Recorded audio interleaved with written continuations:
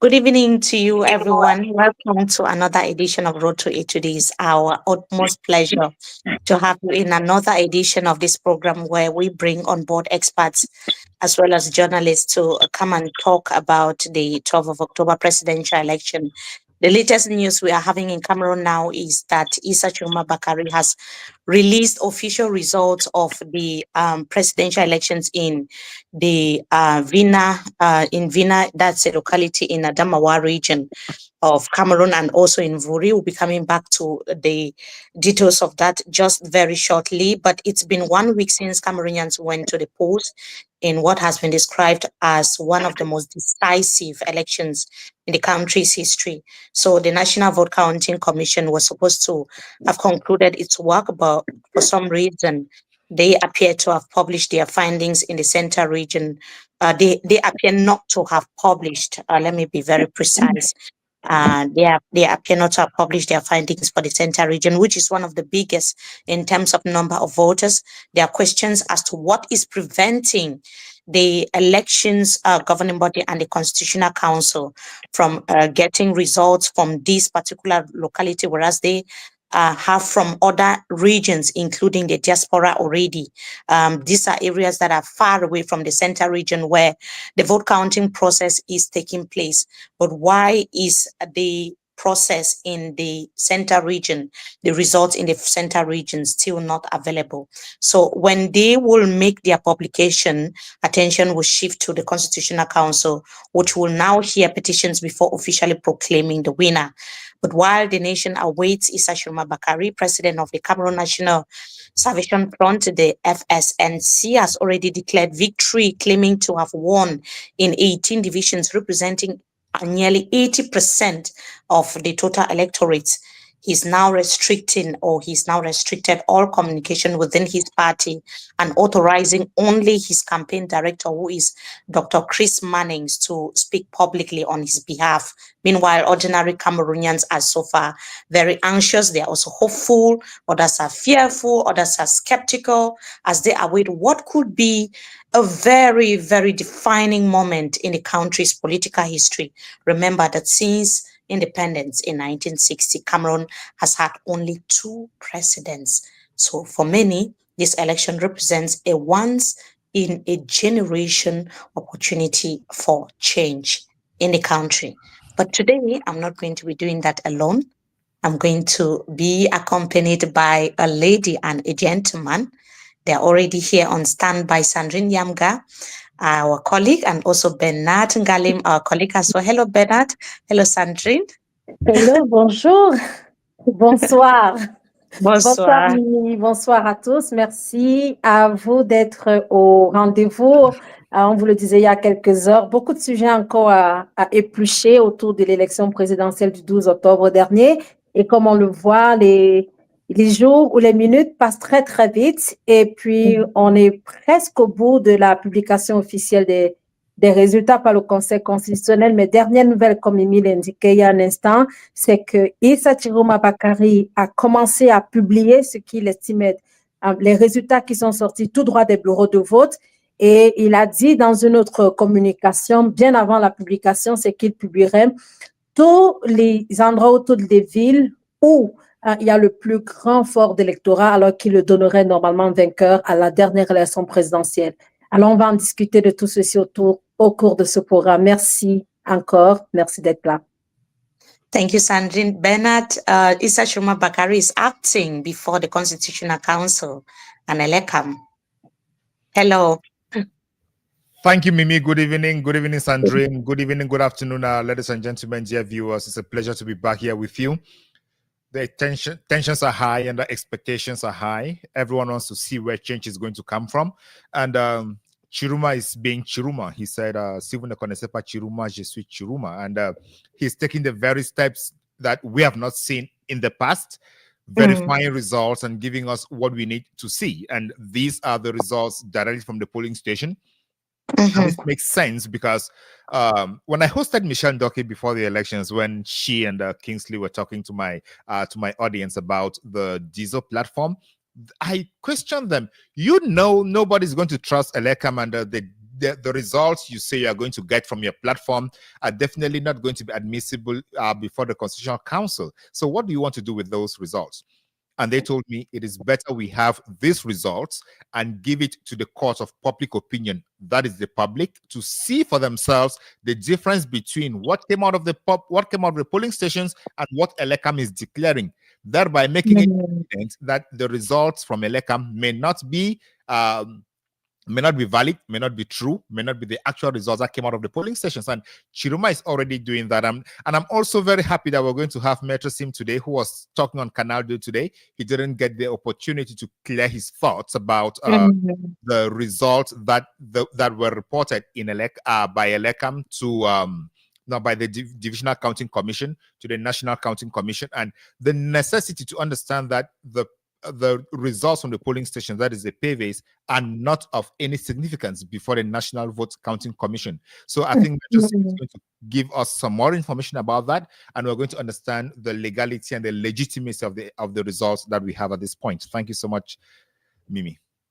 Yes, thanks again. And today we'll be looking at what it means after Issa Tchiroma Bakary started releasing results in some areas, like we've seen in Adamawa region and also in Vori in the littoral region of Cameroon. What are the implications and what are Cameroonians going to be saying about that? Some experts will be joining us tonight to talk about it. And we also have Sandrine, a lot of questions that we'll be asking tonight as well, the aspect of diplomatic pressure that everyone seems to be talking about, and citizen action to ensure that transparency is guaranteed in the 12th of October presidential election. Sandrine, we have more questions that we'll also be looking at tonight. Il y a énormément de questions à se poser parce qu'il y a quelques jours, on évoquait déjà les questions autour de la fraude, autour de la transparence. On sait à présent que la Commission nationale de recensement de vote est presque à la fin de son travail, mais on s'interroge encore et on se demande pourquoi est-ce que jusqu'à présent, la ville de Yaoundé ou alors la région du centre n'a pas encore été explorée. Ça donne quand même à s'interroger lorsqu'on sait que la commission siège au Palais des Congrès, qui est à Yaoundé. Et donc, normalement, on se dit que les premiers procès-verbaux qui devaient être sur sa table, ce seraient normalement ceux qui sont autour de Yaoundé. Alors, ça donne à s'interroger sur le travail de la commission. On sait également qu'il y a quelque temps, le représentant de M. Issa Tchiroma Bakary, qui était M. Issa, voilà, à cette commission, a arrêté de suivre les travaux, estimant que, je pense qu'on en parlera avec Maître Sim dans un instant, refutant la façon de travailler à ce niveau de recensement des votes. Alors, je pense qu'il y a énormément de questions sur lesquelles on va se pencher tout au cours de cette émission. Yes, and also, Bernard, I think that other than, what is eventually going to happen if the final results announced by the Constitutional Council do not reflect the votes from the ballot box, we also have more questions to ask tonight. Absolutely, and that boils down to the legitimacy of the whole electoral process. I discussed with an elections expert yesterday on my platform, and he's going to join us in a moment. He worked with Elecam in the past, and he's an international elections management expert based in the United States. He works with all elections management bodies across the world, and he's very knowledgeable on these issues. At the end of our podcast, he gave a warning. He said, if the National Vote Counting Commission's job does not end in a way that everybody is satisfied, and especially the representative of Issa Tchiroma Bakary's party in that commission comes out feeling that what was done was justice, was legitimate, Cameroon may be moving towards a cliff. And he's not saying this only because he's a Cameroonian. He's saying this because he has observed elections throughout the world. His depth of knowledge is not questionable. Nobody can question his depth of knowledge. I actually shared the podcast, and many of my friends who are lawyers, professors of law, professors of political science are commending his contribution in that podcast. They say it is deep, it is reflective, it is educational, and it is insightful. So at this point, all eyes are turned to the Vote Counting Commission and to the Constitutional Council, because the stability, the safety, and the durability of Cameroon lies in their hands. Cameroonians across the board believe that Issa Tchiroma Bakary won the elections. So if what comes out of that commission does not reflect what Cameroonians are thinking, Cameroon may be on the precipice of chaos, and that is what nobody wants. And above all, also the future of the country lies in their hands. It's so great to hear that a lot of people are looking at, they're bold enough to say what could potentially happen in Cameroon if the will of the people is not respected.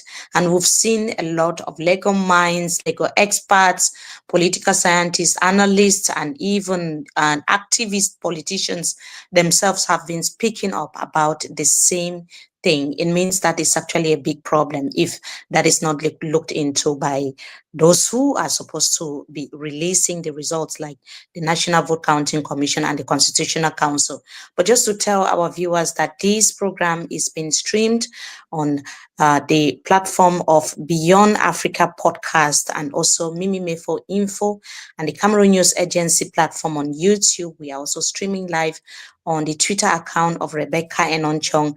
Wherever you're watching us from, please subscribe. Continue to subscribe to our different social media platforms so that as soon as we are live on here, you'll be able to get a notification.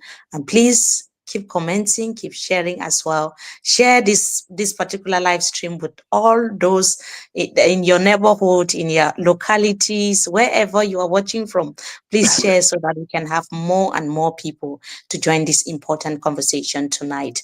And Mimi, before you go, just to say, we love the comments. Keep the comments coming, because the comments make us think. The comments give us more context, and the comments give us some information that we don't have. All the questions, we love them. All the doubts, we love them. And we help clarify where we can. Where we cannot, we will not touch them. Some of our questions are actually out of your comments. So keep the comments coming. Thank you. Thank you so much for that precision, Bernard. So we are going to receive our first guest for tonight, because we are expecting to receive, like we said, Barrister Emmanuel Sim. We are also expecting to receive other analysts as well, experts in elections, speaking out activists, as well as Rebecca Enonchong will be coming here. We'll also be having Paul Mbafo of UNDP, as well as Fabrice Lena. But for now, we are having an official of the Social Democratic Front Party, Mr. Ndifo Richard, who is already on standby and waiting to respond to our questions. Hello, Mr. Richard, welcome. Good evening. Hello, welcome, Mimi. Thank you so much, Mimi, and thanks for having me on the show. It's always a pleasure to be on your show, and thanks for having me. I also want to say a very good evening, or is it morning, to Sandrine and to the rest of the host. Yeah, the pleasure is ours as well. Sandrine, you want to go first with Mr. Richard and Ndifo? Okay. Maybe. Hello, Richard. Bonjour, bonsoir. Bonsoir. Okay, which one do you prefer, having the question in English or in French? I'll prefer in English. Okay. But is it okay if I ask in French and then you can reply in English sometimes? Yes, perfect. So, okay, I will go softly. Like, first question will be in English. So what do you think as a citizen of Cameroon? That's the first question for you. About what is happening now, about the presidential election. What are your thoughts? Well, Sandrine, I think like any other Cameroonian, I'm in a state of panic. I am uncertainty and fear. Personally, I feel like it's not going to be very easy for the regime to easily give up. We all know who has won this election. But we think that it's going to be pretty difficult for the regime to give up easily. They will always want to cling on to it, and my fear is that it might lead to instability. Just like I think Bernard rightly said, there is a lot of tension, especially here in Boya, where I am. There is what I would call uneasy calm everywhere, and so that is the situation right now in Cameroon. But why are you panicking? You are a member of the Social Democratic Front. That means you follow the election, not like a regular, I would say like a regular citizen. That means you know what happened. You were in the polling station. Why are you panicking? Well, like I explained, I am panicking because I do not trust the regime to easily give up. I do not trust them to, if they actually lost the election, for them to easily give up power. You know, for a group of people who have almost made Cameroon their personal property, who have almost made Cameroon look synonymous to them owning the territory, it's going to be very, very difficult for them to give up. We've already seen some of the statements of the Minister of Territorial Administration, Mr. Tanganji. When you read his statement, that doesn't sound like a statement of somebody who is even doubting whether they are going to still remain in power or they are going to be out of power. He talks very comfortably as if he is already very certain that they will still be in power after the declaration of the result. And when you start get that kind of feeling, that kind of statement, it gives you the feeling that they are not willing to give up, even if they happen to lose the election. And then what are you thinking about what is going on actually? Like Mr. Tchiroma started like publishing some results. So what do you think about those? Well, Sandrine, to be honest with you, I cannot in good conscience vet those results with any degree of certainty. Just like I cannot vet what the Counting Commission is doing, because I have not had access to the PVs, to the process verbals that they used to come out with those results. Perhaps if Mr. Tchiroma, like the others, if they are presenting the results with evidence, the PVs and all of that, which is what I would have encouraged someone like Mr. Tchiroma to do, because what the regime does is that the regime always question how credible is your data, and so to deprive them of that argument, it would have been a great idea if he published those results alongside with the evidences, that is with the PVs. I know those PVs are many. There are so many of them, and it becomes a little bit difficult to put all of them together. But if he has those results, it means he has those PVs too. And so ça veut dire que vous ne croyez pas en ce que M. Tchiroma dit? Ou est-ce que vous ne croyez pas à ce qui va venir de la Commission nationale de recensement de vote? Yeah, what I'm saying is that he has not told us how he got those results. So I cannot just see the results because he published them and I vet them 100% as correct. Just like we are doubting what is coming out from the National Vote Counting Commission, it is just but normal that we may have some doubt with any other results that do not follow with strong evidence to suggest that those results are credible. But si vous ne croyez pas, M. Tchiroma, vous ne croyez pas aux résultats de l'élection Cameroun ou de la Commission nationale de recensement de vote, qui est-ce qu'on doit croire? Vous êtes quand même militant du SDF. Yeah, that's a very good question. Again, I want to believe that the results that are vetted by all the parties, because what we should understand is that we have the Divisional Vote Counting Commission, like we are talking about Wuri. There is the Divisional Counting Commission at the level of Wuri, and then before it gets to the National Vote Counting Commission. Now, what I would like to know is whether the result, whether it is the one from the National Vote Counting Commission or is the one that Issa Tchiroma is presenting, if they align with what the Divisional Vote Counting Commission is presenting as the result in that division. Yes, but what I wanted to come in here quickly and just say is, and officially tell everyone watching, is that Issa Tchiroma Bakary is publishing them with the PVs. because these clearly, are the PVs on screen already. yes, he is publishing all of the results with the PVs because he had clearly announced that he had access to the PVs. You can see these are the PVs on our screens as well. So he's not just publishing the results.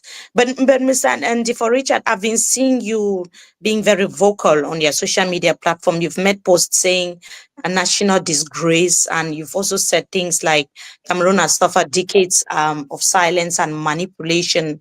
This time people are watching. No more stolen mandates, no more coronations. Every vote must count on, and every a voice must be heard. But these statements are coming after the Social Democratic Front chairman, Honorable Joshua Osei, and presidential candidate conceded a defeat, though he cited irregularities. So when you are talking of national debates and the fact that the people's votes must be counted and that we shouldn't, it's not going to be a coronation, what exactly do you mean? All right. What I mean, and I would like to make this clear, that this is not just about the SDF. Yes, I had a candidate during the presidential election, which was Mr. Joshua Osei. We did poorly in that our performance was not good. That is something we must admit. The national chairman has admitted that we lost the election, but then we also need to admit that this is about democracy. This is about the survival of democracy in Cameroon. It's not just about the SDF. And so if actually Mr. Tchiroma won the election, he should be given the chance to govern. That is my point. My point is that what I am seeing coming out from the different regions, more specifically from the Northwest and Southwest region, they are alarming. They are embarrassing. Those are the things I call national disgrace. Because I don't see how, in good conscience, anybody would tell me that participation in a war-torn area is up to 90%, and then in areas that are very peaceful, we are having participation rate of 54%, of 50%, and all of that. It doesn't make sense at all to anybody. And then some of the numbers that we are getting, there are polling stations that we have even some of our observers in those areas claiming that there were nobody actually voted in those areas and that the places were actually deserted. But we are hearing numbers going up to the thousands of people who have voted the CPDM. So those are the things that make those results from those regions, they are very, very doubtful. Not only doubtful, they are alarming. So yes, Mr. For Richard, before Bernard comes in, I just wanted to find out from you because you say that it's a national disgrace and that it shouldn't be a coronation anymore. People are tired of what has been there, which implicitly means that is the ruling CPDM. It means that the CPDM has to give way to the opposition, and it should be one of the opposition parties that took part in the election on the 12th of October. Can we specifically know which opposition party you are talking about, since you have clearly said the SDF did not perform well in the election? Are you talking about Issa Tchiroma Bakary, or is there any other party? And is it your personal position or the position of the SDF? All right, Mimi, let me first of all clarify to say that when I say that there's not going to be any coronation, what I mean specifically is that in the past, we have seen that Biya has simply been coronated. He has never won an election, so to speak. He has simply just been coronated as a king. And what I'm saying is that such a coronation is not going to take place again, irrespective of who is it. It doesn't matter if it is the opposition or the ruling party. Whoever wins should be the winner. That is the point I'm raising. Now, when we get to the point of, when my conviction, like those of many others, but again, I want to be clear, I do not have any evidence to back my conviction, but from the trends and from what we are seeing, I have a strong belief that Issa Tchiroma is performing great. But again, I don't want to make any definite conclusion. But my own observation is that Issa Tchiroma is doing perfectly great. And then when I thank you, Mr. Ntifon.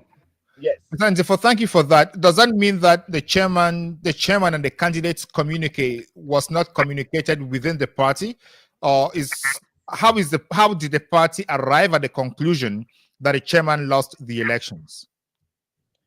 Yeah, well, I think in that communique it's clear that from our own internal polls, from our own internal tallies, we have seen that we do not have any path to victory. We do not. So have from your own internal tallies, the SDF chairman OC does not have any path to victory. Who has a path to victory from your internal tallies? Well, Bernard, like I said already, I don't want to talk about the internal tallies. You are already talking about it. Why don't you just take it to the end? No, I do not have the mandate to talk about the tallies, the internal tallies. I have a limit to that. I can only talk about what that sounds like the SDF not wanting to be transparent with what they have. If the SDF has data that shows that they lost, they definitely have data that shows who is leading according to their tallies. Why shouldn't the SDF help Cameroonians with that data? No, it is not obvious, Bernard. It is not obvious that if you have data that shows that you are losing, then automatically you should have data that shows the it is obvious that if you have data that shows that you are losing, from that particular data you know your stand. So from that particular data you know who is first, second, third, fourth, or fifth. So what is the position in the SDF tallies according to who is leading the polls right now? What I can only tell you, and before I even say that, what I can tell you is that Issa Tchiroma and Paul Biya are the two top contenders.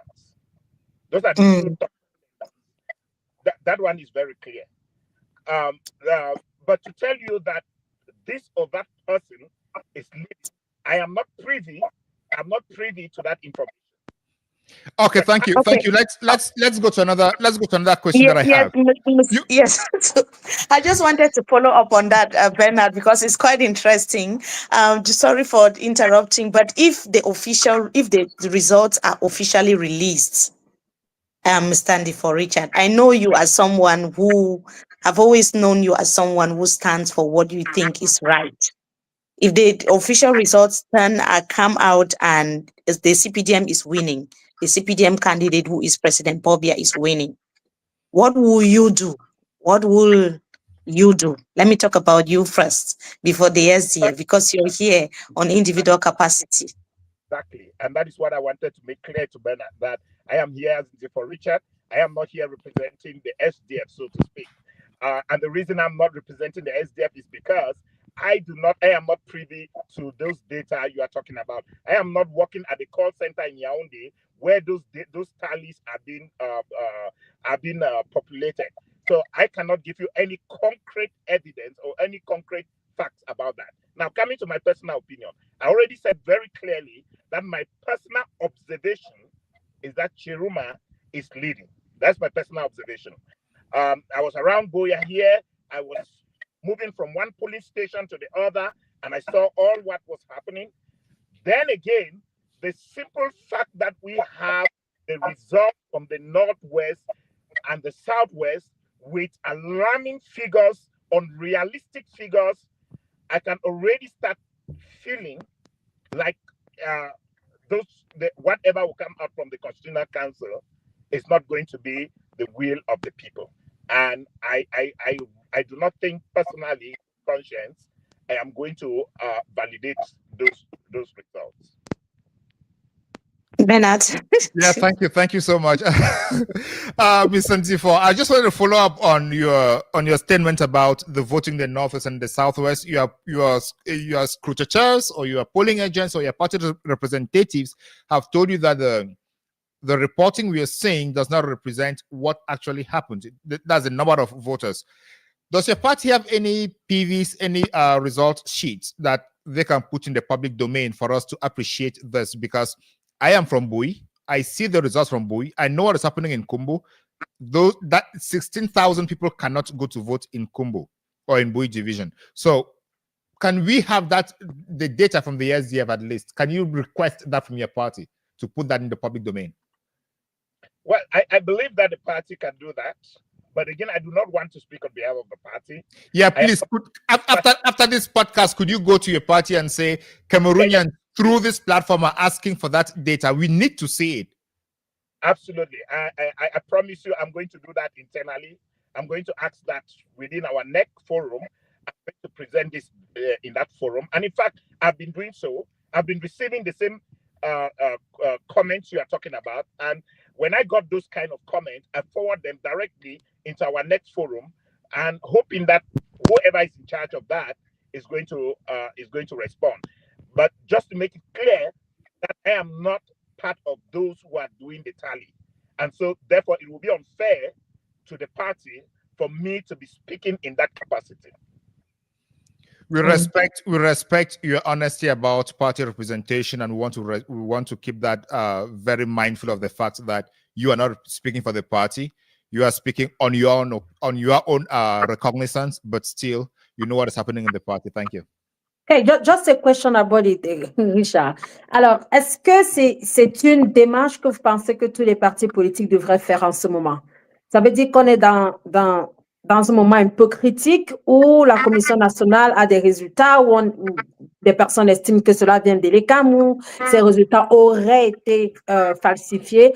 Est-ce que c'est une démarche que vous pourrez recommander à tous les partis politiques, en plus de M. Issa Tchiroma Bakary, tous les candidats qui étaient à la dernière élection, de peut-être présenter tous les procès-verbaux? Est-ce que c'est une démarche qui, pour vous, semble être juste et honnête pour tout le monde?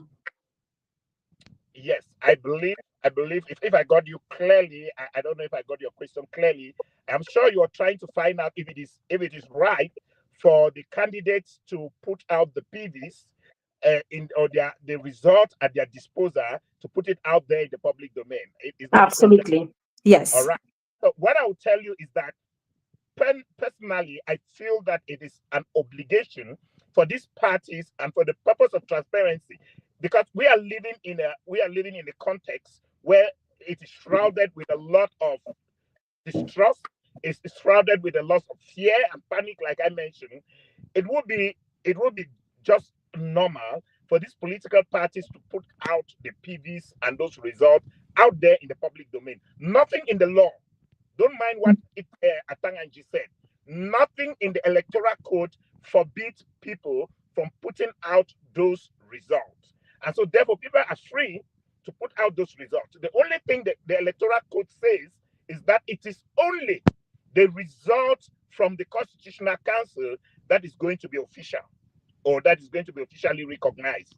But then it does not deprive people, for the purpose of transparency, to put out the result at their disposal.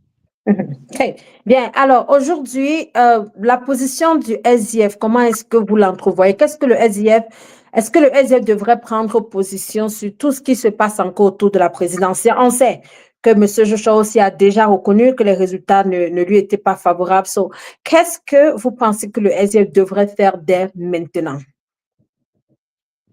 Well, again, what the best I can tell you is that the party chairman has taken a position. It is not going to be fair for me to be making any contrary statement from what my national chairman has said. So that means you have something in your head that might be the contrary of what he said? Of course, I have my personal position, and I've already made my position very clear. But is there a way that you can share it within your party? Of course, I'm doing that. And one thing you should understand is that the SDF is a very open political party. The chairman does not decide everything, and so therefore, within the party, the communication is going on. We are having the discussions, and we are trying to see how we can strategically communicate the position of the party. Mm-hmm. Yes, Mr. Andy, for Richard, I know that you said you are not here under the capacity of the the Social Democratic Front Party. But I just have a question. Please feel free to tell us that you cannot respond if it's not a question that should be answered by you. That the question that I had was the vote counting process officially is over, according to the latest information that we're getting from Yaoundé, because when we started this program, Sandrine, I remember we were saying that the process was still ongoing. But the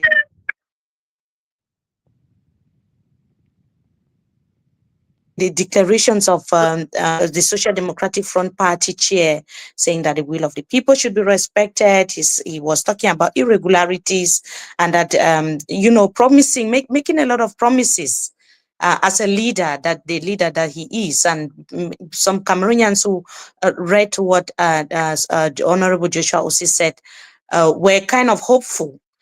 Do you think, because you're promising that the SDF will do something, you talk with the other party members and officials to see what to do. Do you think that the SDF can stand its ground based on what the party saw on the field on the 12th of October? I mean, in terms of the results, will the SDF be able to stand alongside the people to ensure that their votes are respected? Is that something that you can guarantee the thousands of Cameroonians watching tonight? Most definitely. The SDF, even from its slogan, says power to the people. And we are going to stand on the side of the people, irrespective of what. The party is going to stand on the side of the people.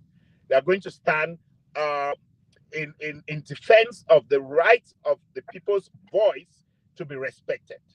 And so that is something that is not up for any debate, not even within the party. And this is not about, it's not about an individual, it's about the party as a whole. We are going to stand with the people and uphold the voice of the people to be respected. And before Bernard comes in, Sandrine, I think there's also another question around this vote counting commission that has now ended. When you say that the SDF will be able to stand with the people, when is that going to happen? When are we talking about? When is that going to happen? Is it now, or tomorrow, next week, or after the publication of the results? Mimi, you realize that we have already filed petitions in the Constitutional Council. And the reason for that is because of some of the reason is to call for cancellation of those results, especially those in the Northwest and Southwest region. And I saw a lot of people trying to twist this to make it look like the SDF is trying to undermine Issa Tchiroma's victory. That's what I saw some bloggers trying to put. But that is false. That's not true. What the party is rather doing is that the party is calling for the cancellation of something. We cannot say that results, like Bernard quoted the situation of we cannot have those kind of results. And then we say that calling for those kind of results to be cancelled means that we are undermining the victory of Issa Tchiroma. It doesn't make sense to me at all. It doesn't make sense. That is where we stand.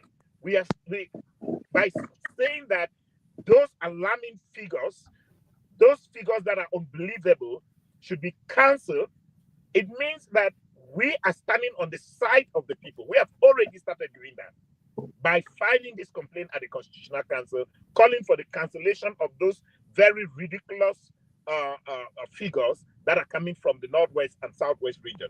And if at the end of the day, the results published by the Constitutional Council do not reflect what we have in our data, then we'll definitely oppose it.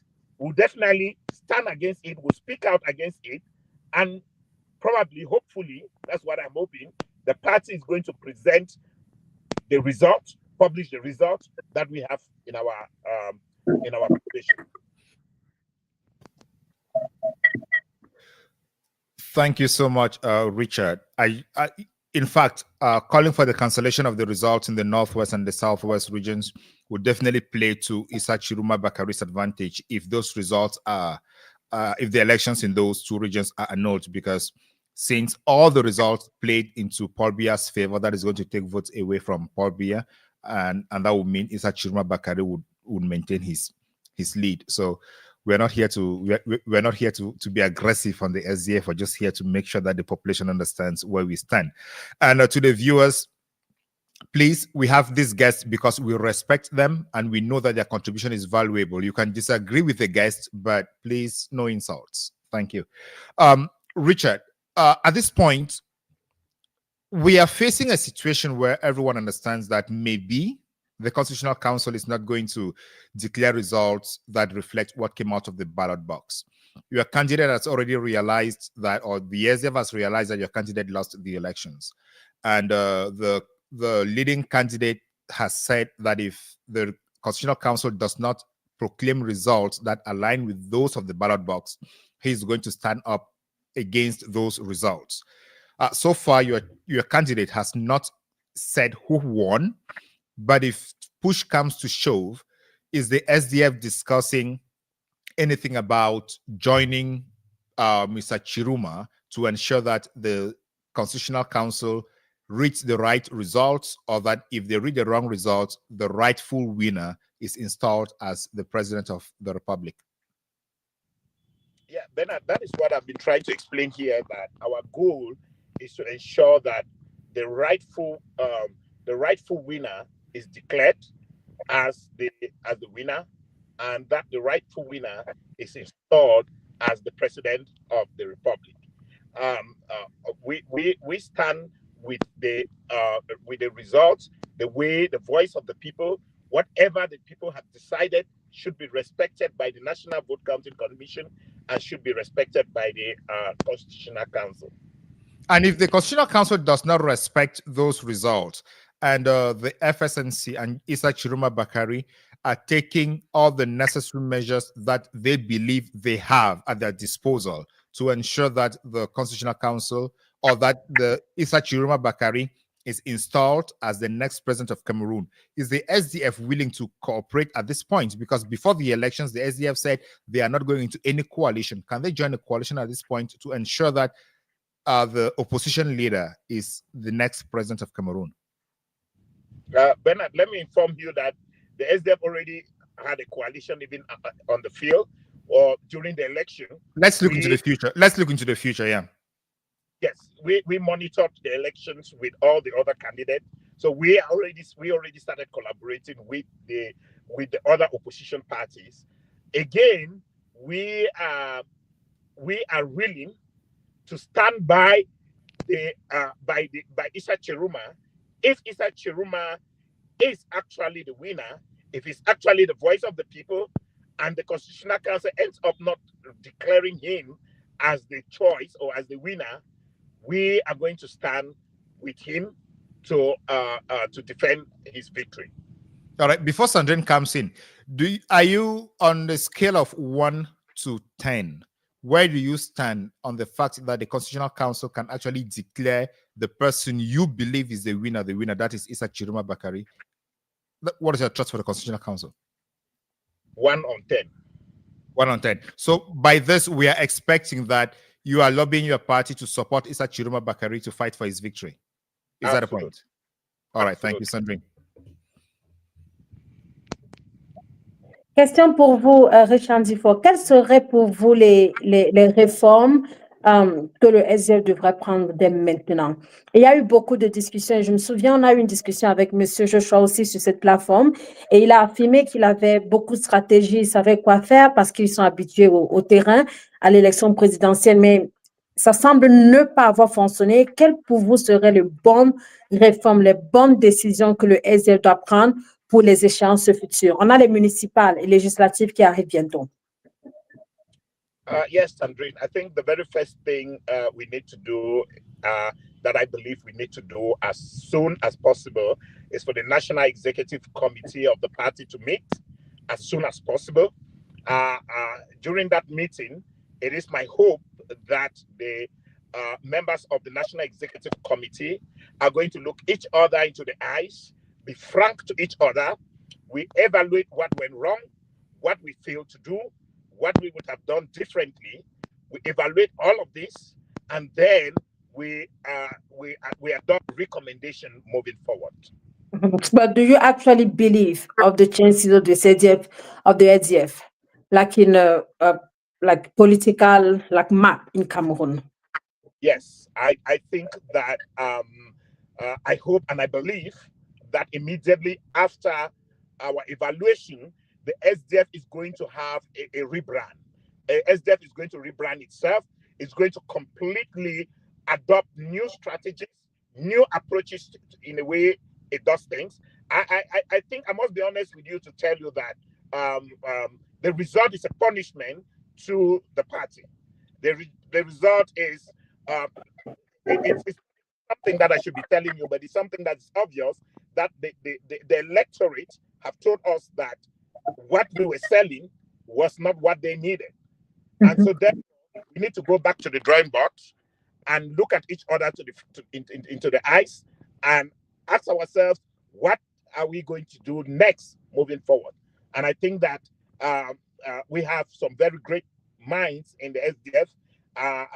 And I believe that these great minds, they're going to sit down and come up with some wonderful strategies that is going to rebrand the party. But what I know for sure is that the SDF after this presidential election is never going to be the same SDF again.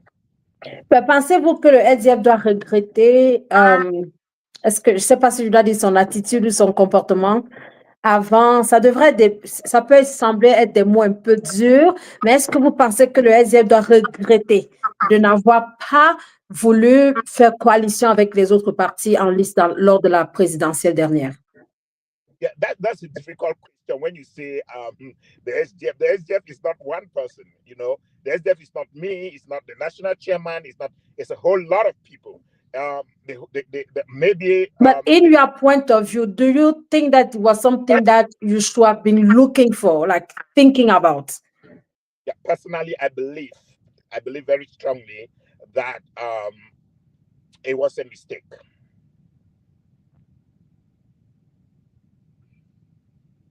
Clearly. Yes, I believe it was a mistake that we did not listen to the voice of the people. We need to be humble. We need to be humble to admit this mistake if we have to move forward. Mm-hmm. Okay, so that means it's something that you might have as a discussion in the NEC, like in the SDF, to think about. Of course, that is going to come up very powerfully because, of course, every political party exists because of its constituents, because of its base, and whatever the base tells you, you must sit back and say, "Oh, perhaps they punished me because I did not listen to them." And in this election, everybody can see that it's not about what is telling NEC or whoever. It is about what we have seen. Perhaps we were thinking that was not the reflection of the voters. That was not what the voters wanted. We thought that sometimes you have social media booths that does not really reflect the will of the people. And so we thought that we should allow the people, the voters, to make a choice among the different candidates. And the voters clearly indicated in the polls that the choice we made was not the best choice for them. Yeah, so before Mimi comes, une dernière question pour vous. Est-ce que vous pensez que le SDF doit changer de stratégie pour les prochaines élections qui arrivent? Et quelles seraient pour vous les bonnes stratégies à utiliser pour être sûr de regagner la confiance auprès du peuple, auprès des Camerounais? Parce que vous l'avez bien dit au départ, il y a eu, en fonction de vos votes, des comptages que vous avez faits, le SDF n'était pas en très bonne position. Qu'est-ce que le SDF doit faire dès maintenant pour essayer de regagner la confiance des Camerounais à leur accorder encore des votes? Parce qu'il y a des places pour des mairies ou pour l'Assemblée nationale qui seront en jeu très bientôt. Yeah, Sandrine, I earlier explained to you that I come out here on a platform like this to start telling you what the SDF is intended to do and all of that because. But if you have to suggest, okay, let us put it that way. If you have to suggest something. All right. If I have to suggest to the party, like I said, the first thing will be for the party to start listening to its constituents. Start paying attention to what the constituents want. That is number one. I think that is the first that we need to into them, listen to their priorities, what is priority to them. And politics is more or less like a business. If you are selling what your clients do not like, they will never buy it. And so therefore, if your clients say this is what we like, we should start listening to them and know what they want and say exactly what they want to them. I think personally. Yes, Mr. Andy, for Richard, just before we conclude, because our next guest is waiting, and Bernard will have to come in quickly and introduce our guest. This might be an opportune moment for the Social Democratic Front Party to also, change a lot of mindset. I mean, change a lot of things, and how it is. I don't want to be pessimistic, but I'm looking at how people are reacting and what people are saying. And given that you've kept insisting that the will of the people, what the people stands for, is what the SDF stands for, because the power goes to the people, we have to also take into consideration what they are thinking and what they are saying. Do you think that this might, I'm not talking about after or next year or the municipal and legislative elections. I'm talking about this particular election, because this is something that is so dear to Cameroonians.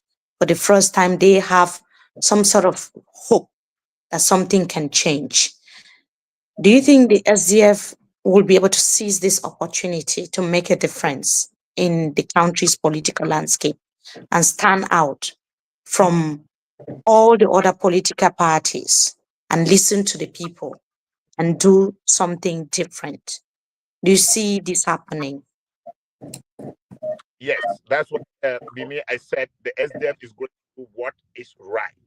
What is right in the interest of the Cameroonian people, what is right in the interest of Cameroon as a whole, and what is right in the interest of the party. But first of all, what is right in the interest of the Cameroonians themselves. And so, trust me, the SDF is going to stand on the side of the people. Thank you so much, Mr. Andy. For Richard, do you have any final words, maybe for Cameroonians who are still very skeptical about the electoral process? I mean, just briefly before we go, what is your final message to Cameroonians? And also thank you, because you really had to struggle to be where you are to communicate with us tonight. But do you have any final words for Cameroonians before we go? I just want to encourage Cameroonians to be calm, to be patient, and but also to be vigilant and see what comes out. If what comes out is not satisfactory to them, I will also encourage them that they have a right to protest. Protest all you want, but I will pray you not to be violent, because when you become violent, it works against the same against your cause. So my wish is that Cameroonians, if they are not satisfied with what come out, they should peacefully protest as much as they want to protest. Millions of Cameroonians can come out and protest, but that they should stay peaceful in their protest. Thank you so much, Mr. Andy, for Richard, and talk to you again. Bernard, I know that you're supposed to continue right now, but I just want to acknowledge that we received some support from Professor CH. We can see that you supported us, Bernard, Sandrine, and myself via the MMI YouTube platform, and we want to really acknowledge and thank you for that. We don't get to see that very often, and we just want to appreciate that.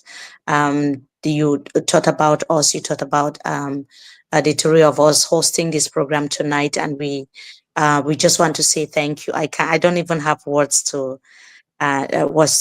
say, but thank you so much. Bernard, the floor is yours now. Thank you so much, Mimi. Thank you so much to all those who are chipping in the support. And Mimi is mentioned the three of us, but behind us is a whole team of people who are working Yes. tirelessly to make sure that these images are moving on and off. And We will welcome share the back copy. to the studio. Yeah. So Yes. to the back team, thank you so much for letting this happen. Yeah. All right. Thank you so much. Ladies and gentlemen, you are on the Mimi Mefo Beyond Africa and CNA platforms where we are giving you updates on elections in Cameroon. We are bringing in key actors, key stakeholders, and experts who understand what is happening in Cameroon's electoral process. We are now going to receive Mr. Henry Oben. Mr. Henry Oben is a former ELECAM official, and he is now an international elections observer. He works from the United States, where he coordinates elections and training of election management board officials throughout the world. He observes elections and prepares people or prepares countries to transition from bad democratic governance systems into good democratic systems. I had an awesome conversation with him yesterday. He's somebody I've known for a very long time. I had an awesome conversation with him yesterday. We've received many commendable comments about that conversation, and people really wanted to hear from him about Cameroon's electoral system. Before we dive into the questions, let me let Sandrine and Mimi welcome you to the platform, Henry. Hello, sir. Welcome. Thank you for being with us tonight. Thank you, Mimi. Thank you very much. I've been following your programs.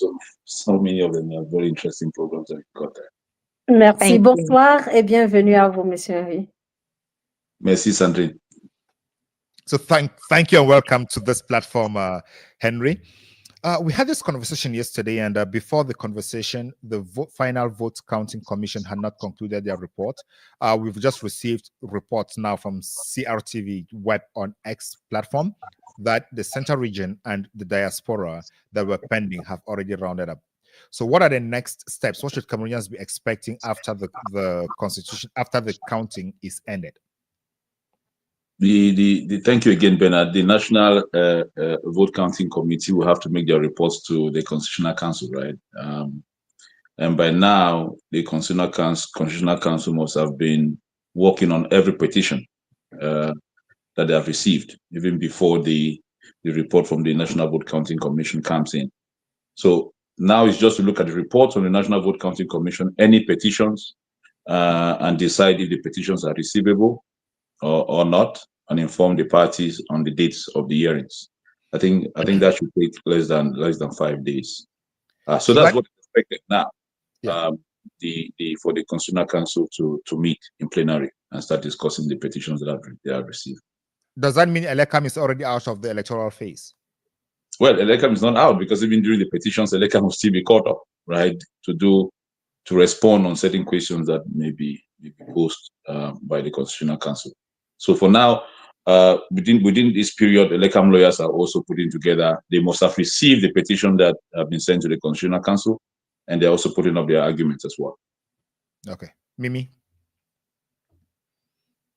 Yes, I was muted. Sorry about that. So I just wanted to come in to ask. We've seen. We know that you have a lot of experience when it comes to elections, and particularly with the case of Cameroon. I wanted to find out why you think that so many staff of elections Cameroon, because since the start of this week, we've been talking about electoral fraud that we witnessed in different regions of Cameroon.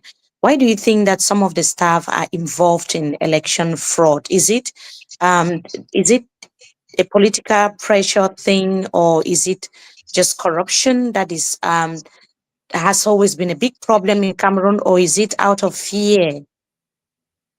Well, the first I would say is fear. And again, most of the ELECAM workers that I know are incredible people. They do a lot of good work.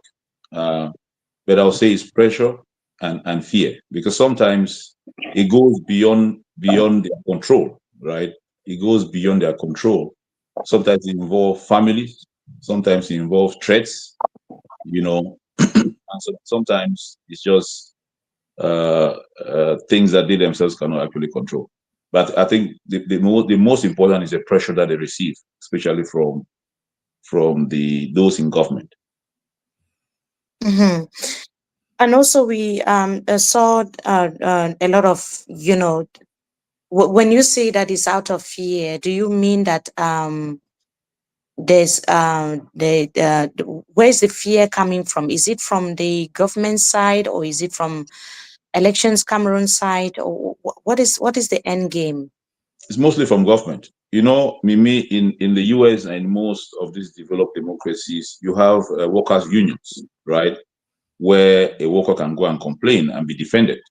But in our own in Cameroon, you know, if you refuse what probably a minister, a director general, or somebody who has influence is asking you to do something, you can refuse, but to an extent, right? Because they are not protected. They themselves, the staff themselves, they're not protected. So sometimes, when the pressure comes, threats come, sometimes they succumb to that. But for what I know is most of the LECAM workers are retired people. So some of them actually, you know, hold on to the protest, to pressure. They struggle to hold on because they don't have anything to lose. But when they start going, they start threatening you about your children who are in government, your cousin, your brother who is a principal, the other one who works with the taxation, then it becomes a little bit very tricky. So, you know, added to the fact that, you know, they don't have any job protection, like a trade union that can defend them when they're removed from their jobs. So if you have to go and report in the labor department is still the government. So when you put all of those together, you see where some of these threats actually go through. And when the results will be released, we might be hearing something along the lines of, can you hear me? Yes, I can hear you. Yes. So we might hear statements along the lines of, yes, there were irregularities, but they were not enough to mar the general conduct of the election, and then they will officially declare who is the winner. But based on your experience, Mr. Henry, how would you assess the credibility of the election that took place in Cameroon on the 12th of October? Well, you have different ways of assessing it. You can assess it based on what the citizens themselves are saying, the voters themselves. You can assess it from what the embassies in Yaoundé are saying. Right? You can assess it from what the international observers are saying, what the domestic observers are saying, and putting all those together, that determines the credibility of the electoral process itself. But from what we've seen on social media, I think this is a little bit alarming. Alarming in the sense that maybe it's because of social media.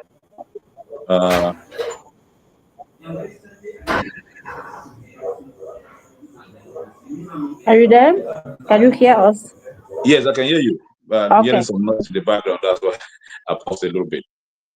So again, what I've seen on online, on social media, on Facebook, you know, there's a high level of fraud in some areas, and the numbers at times, especially in the English-speaking regions, where you have people saying that only less than 200 people were there at the polling station, and they told the result comes out to be about 4,000 people. That's very problematic, right?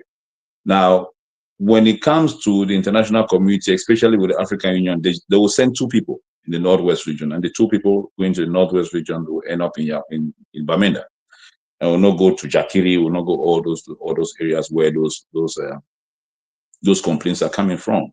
Same thing in Boya, they will end in Boya and probably drive to Kumba, Olimbe, and back to Yaoundé.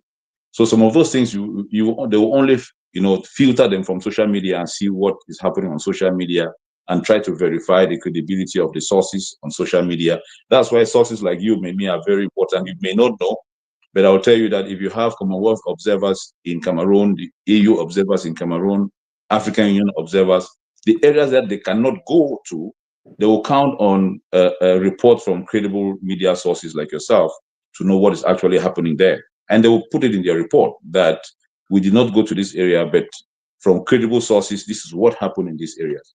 So some of those things, social media has given an opportunity for international observers, even domestic observers who may not reach to those enclave areas, to actually report on things that they have seen on social media from credible sources.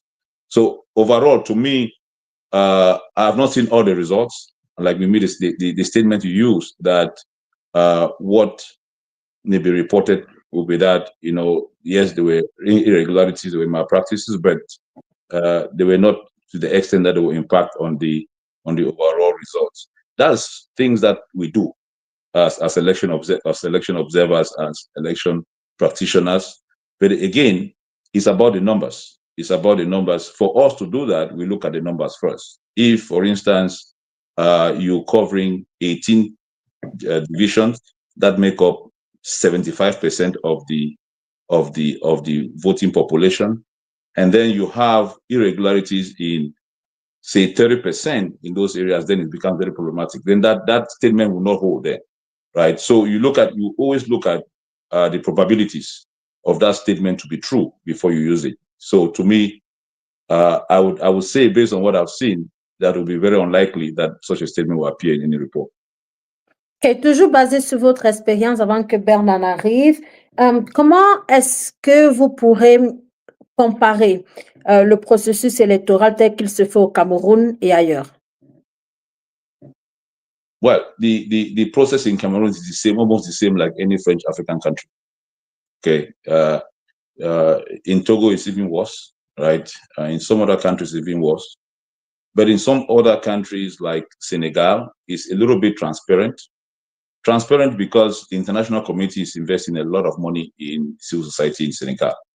They are doing the same in other English African countries like Ghana, Kenya, but hardly would you hear the international community investing in the civil society in Cameroon, except for development projects. So there's a need for the international community to invest in the civil society in Cameroon to be able to monitor. I don't like the word, when it comes to citizen observers, I don't like the word observe, because when you're an election practitioner, when you say observe, it means you just look, you don't intervene. But when you're a citizen of the country, every election observer in Cameroon, who is a Cameroonian, can actually interfere. It means can come to the table and say, this is not right. So you are not an observer, you are a monitor, right? So there's a need for us to really come together and bring the civil society together. But from the process, operationally, you realize that ELECAM is very limited. The only part that ELECAM has a very important role is when the result sheets come back to the ELECAM office, right? And to make sure that the right amount of the right number, the right quantity of voting materials get to the polling station. That's the work of ELECAM. But from all other activities across the electoral cycle is done in commissions, and ELECAM is just a member or leading, right? So it's not like ELECAM has a full responsibility. ELECAM prints the voters list, yes, but the names come from a commission, the voter registration commission. ELECAM prints the voters cards, but the division of the voters cards is done by an electoral commission. So all of those things, ELECAM is a participant in it and plays a very critical role. But in a system where political parties actually doing their work, they have the funding, and that's where the government also comes in. They have the required funding. The system will actually be very, very good. But alors, vous affirmez clairement que l'ELECAM n'est ni indépendant ni transparent. Well, ELECAM, you can say ELECAM. No, I'm not saying ELECAM is not independent or not transparent. I'm saying ELECAM doesn't have the resources, it doesn't have the powers, even. In a normal democracy, in a normal functional democracy, where the electoral law has to be applied the way it's supposed to be applied, where political parties have the right funding the way they're supposed to have it, the system will work very well and will work transparent, right? But as we speak, it is so difficult for any political party to be able to send 80% representation in all police stations because they don't have the money. They don't have the money. They don't have the means. So before elections, you are blocked from holding meetings. You are blocked from traveling. So you don't have the means to even raise funds to be able to finance your own campaigns. You don't have the money to pay polling agents. But the ruling party has it. It has everything, right? Yes. So, Mr. Henry, I just want to come. Sorry for interrupting briefly, but we have Franklin Sonne Bayen, who's been covering these elections from the very first day. He has visited several regions in Cameroon. On election day itself, he was in the far north and also in the north. He has been to Yaoundé, where the vote counting commission has been meeting. Hello, Mr. Franklin. Thank you so much for joining us tonight. You're muted, actually.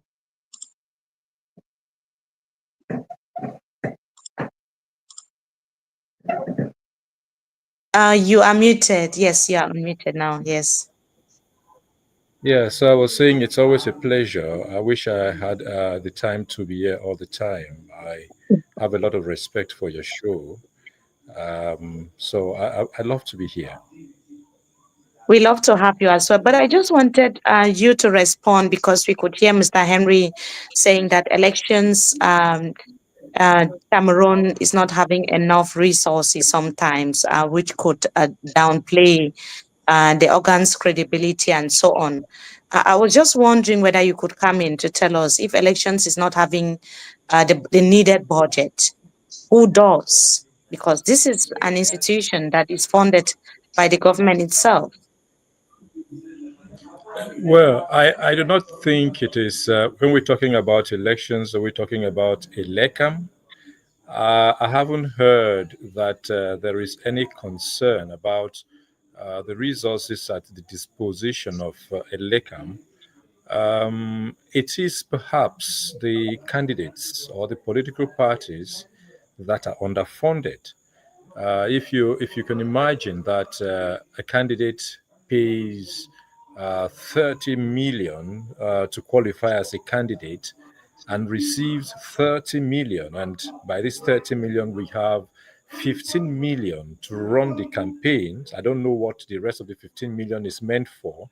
Maybe to drink, to wine and dine with friends, because you need this money for the campaign, not after the campaign, and only half of it is given during the campaign. So you pay 30 million and get 15 million to run your campaign. I think that is where the challenge is.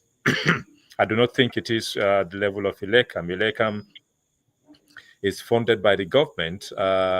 I'm sure they have all it takes. They have all it takes for them to be able to be at every nook and cranny of the country at election time.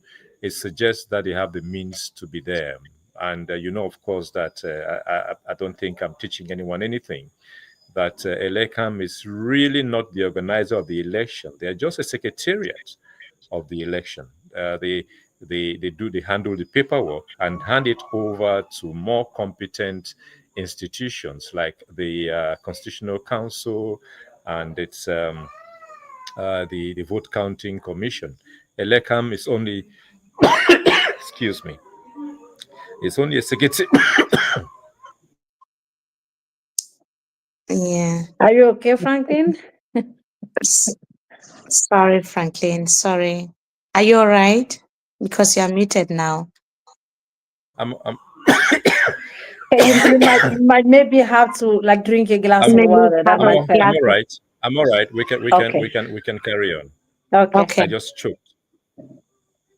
Sorry I about just that. choked. So yeah, I was saying I don't think this election, the issues with our elections in this country have to do with the means, material means. I think it has to do more with the will to do the right thing. It's not a question of the means. The means is there, I think. Can you mute me again? Okay. Thank you. Okay. Okay, we are going to mute Mr. Franklin. We have to mute. If our technicians can hear us, okay, we can mute Mr. Okay, let's go back to our guest, Bernard or Sandrine. Maybe we have another question for our guests before we come back to Franklin. Okay, Bernard, do you have any question for Henry before we move on? Or Yes, I do have a question for Henry. okay. Yeah. So you said the most important role that Elecam plays in an election is the 48 hours after the polling, after polling has closed. Can you describe the role Elecam plays at that time, the 48 hours, and the risk that are involved, or how that could present a risk to the what left the polling station? Yes, Bernard. But before that, let me say I've received a lot of Elecam delegations, right, here in the US. Actually invited them for different events. one, when I was talking about funding, well, not necessarily for ELECAM. The one thing that ELECAM faces is the delay of funding from the government to ELECAM. And in elections, timing is very essential. When I'm supposed to I prepare my election calendar, you don't give me the money at the time that I need it. You are interfering in the process. You're interfering in the timing of my activities. Another thing that ELECAM is facing is the update of election technology.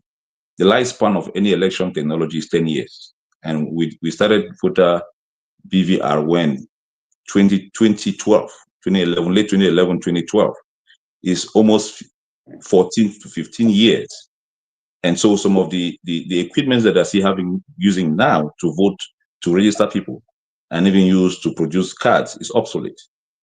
You know, in one of my missions, they came here to find a way to assist them, for me to assist them for free. You know, that's to tell you that even though if you are not inside, you will not know that they are also facing financial difficulties, right? Now, coming to your question about it 48 hours. Why is that 48 hours is very essential? Because so many things happen. Again, when you hear that result sheets have been changed, they don't change result sheets in the divisional commission. They change result sheets from the polling station and within that 48 hours from the polling station. That's when everything happens. And I'll give you an example. Say Issa Tchiroma is leading in Kuseri by 4,000 votes. Two things can happen. One, because it's a one constituency election, it's a presidential elections, they can reduce the margin for Issa Tchiroma. Instead of 4,000 votes, they bring it to 250. Issa Tchiroma still wins. And those who are in Kuseri will see Issa Tchiroma won, right? But the other party will be trying to catch up the 250 votes from somewhere. And Issa Tchiroma will not be there to fight that vote. And those votes will come from the suburbs, from those enclave areas. So where Issa Tchiroma wins, I want to see what is the margin, right? What is the margin, especially in the urban areas? So ELECAM is critical at that point to ensure that what comes out of the polling station is what they transmit to the divisional commission. And so many things happen. It's either it can happen with the chairperson of the polling station before he gets to ELECAM. It can happen within ELECAM offices where you have ELECAM staff that are compromised. They can do that before it gets to the divisional commission. No vote, no tally sheet changes happens in the divisional commission. Rarely would you have that. So that is where the thing happens. And remember that if you have 120 polling stations, if you have to go, corrupt people, you have 120 places to go. But when you come to the ELECAM office, you have just one place that you have to do everything. It means you are dealing with fewer people to be able to change things around. So, but if you have a credible ELECAM staff, then you have what comes out of the polling station goes to the divisional commission. But where you have those issues of corruption, many things can happen. So that's where it's very critical. So if I'm hearing you well, the party representatives at the polling station may not have a significant role to play because the 48 hours after the elections can change the election results? There is a possibility. There's a possibility. And that possibility occurs when you have a situation where you don't have the party represented. I remember I told you about active and inactive representation. An active, like an Issa Tchiroma representative will be an active representative because there's a likelihood that Issa Tchiroma will win. So he'll be more engaged in that process than an inactive person. So you find that division where there's an active representation, that will rarely happen. But where you have an inactive, a candidate that knows that they will not win, so they're just there to represent, there's no engagement. Those are the areas where those things happen, right? Mm-hmm. Because they may discuss with the guy at the national level, and most of those result sheets will just pass. And that is the incentive. Yes, I wanted to come in quickly, Mr. Henry, to ask. There are three things that I'm noticing from our conversation. We've talked about finance, which is limited. We've talked about equipment, which are not up to date. And we've also talked about fraud, the fact that some ELECAM officials are not to be trusted. You cannot trust them. The question I wanted to ask you is is Elecam fit to organize a free and fair election in Cameroon? Should we trust the results that that will come from the Constitutional Council, because these results will be coming from Elections Cameroon? Do we trust those results? Well, the law says you should trust the results, right? I mean, If from you, an if you, expert like you, if you ask because me, you're a reputable expert in elections, you understand the mechanisms, the elections governing body, how it functions, and so on and so forth. Because we are talking about the credibility of the election. And for the first time in the history of our country, Cameroon, people are looking at that. They are questioning fraud. They are questioning credibility. They are also questioning the Elecam itself as an institution. Should Cameroonians, from an expert like you, should they trust the result of this year's election, looking at all of the issues that you've enumerated? Under normal circumstances, every Cameroonian, every voter should trust the result. Under normal circumstances, we are not there yet. You know, what we've seen is not something that you can stay at your home and say, no, what the results have been transmitted are verifiable, they are okay, they're accurate. Under the circumstances that we are now, I don't think every Cameroonian has some form of doubt, including myself, right? And that is why at some point Elecam has to defend itself. And I did mention to Ben yesterday that after this election, a lot of heads will go within Elecam. In fact, I can proudly say that I have that information. Some heads will go down. But at this time, when the Constitutional Council already have results, what should Cameroonians do? This is what Issa Tchiroma is already doing, putting the results out there for people to see. Now, you put the results out there, what are the areas that do not have the results? And that goes back to what Issa Tchiroma had said years ago, that you cannot contest a result that you don't have, right? The results are doubtful, given all what we've seen on social media, given what people like Franklin have reported. We have a lot of doubt that what will be announced by the Constitutional Council, even if it's announced that Tchiroma has won at the level of the Constitutional Council, it doesn't cancel the fraud that's been reported. It doesn't cancel that. So people should have trust in what, in their votes, that they will be actually be counted. But from what we've seen, I don't think Cameroonians would accept it, except they may be okay if Issa Tchiroma wins. But I don't think nobody, I don't think any reasonable Cameroonian to say that with what has happened, what we've seen on social media, we should trust the results. So Franklin, welcome back. What has been your observation on the field since you've covered the elections in different regions? What have you been seeing so far? First thing I want to say hello to Henry is now I recognize you, Henry. when we talked about the election expert, I was wondering where I know the face. Thank you, Mimi, for putting me on the same platform with my friend. Oh, I wanted to say two things first of all about what Henry said. It's actually Bernard, not me. You were coughing, you couldn't see. Henry said two things. Henry said two things. The first thing he said is, I take particularly the cases of Bafoussam for Mifi, Chang for the Menwa, and Limbe for Fako, when people jubilated that they tried to steal, but finally, out of the people power, Tchiroma has won. They ignored, they overlooked something. What is the number?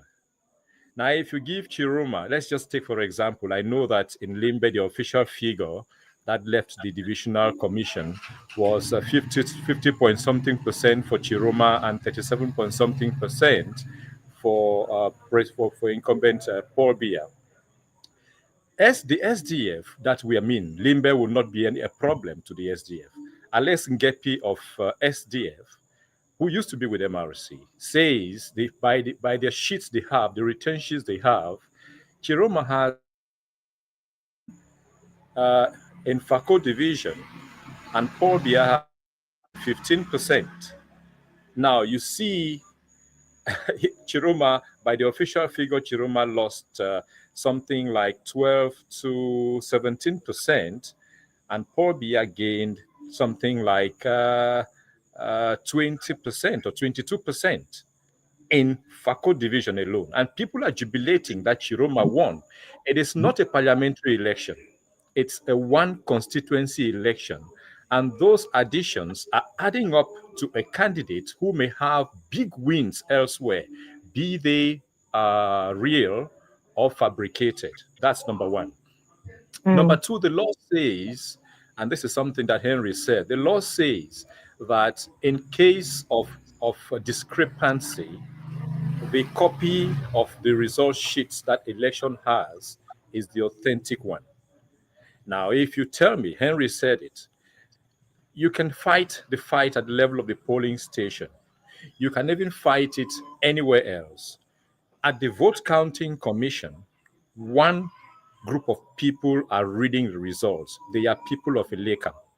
When they read those results, representatives of candidates, this is what I observe. They just do not even contest. They spend their time laughing and cracking jokes. You have discrepancy in figures. You can have the figure of votant. I'm using that word. Some figure, but when they sum up the votes won by each candidate, it doesn't add up. And then the president will say, "Bon, il faut soit on réduit, soit." It's just a joke. And one candidate representative will say, "Non, il faut donner ça à Paul Biya. C'est pas la peine même de chercher no, there's no point trying to fix it. Just give it to Biya, let it add up there." During the recess, I spoke to a number of them, including Tchiroma's representative. Why are you not contesting these things? He said, "Rien ne changera ici. Nothing will come out of here. Whatever we do here, the vote counting commission can only take note of, or can only take observations and forward to the Constitutional Council. It cannot correct the figures. It can do nothing. And by the way, Elekam's figures are authentic." So in other words, they sit there, Elekam gives a figure. If they want to argue, they waste their time arguing because it will go nowhere. There will be an observation that this candidate's representative objected to this and this and this. And on that day, it would be, of course, in the complaints that candidates would submit, and it would be irretrievable. So you see, it's a waste of time. I'm sorry to say that I sat in that room, and sometimes I wanted to speak. But you know that I have no reason to speak there. And you know, of course, I will be in jail now if I dare to speak. Because I saw figures that came from the Franklin, field. Franklin. Yes, that's something that is quite worrying. I just wanted to go back to Mr. Henry before Bernard and Sandrine come in. We had observers, including the African Union Observation Mission, covering this election. But their report was kind of positive. They said all was well and that everything went fine. But looking at some of these issues that we are already raising, like credibility, fraud, and incompetence, there are a lot of things that are going wrong with this election. Should we even in future trust the any international observation mission? That's a good question, Mimi. First, there are three kinds of reports that the African Union gives. The first report is when they arrive and they meet with all the actors and they give a first report. The second report is on election night or the day after the elections. They give a report on the conduct of the election on election day itself, just the election day. And then they have a final report that they give. That takes a few months after. And that the final report is what they send.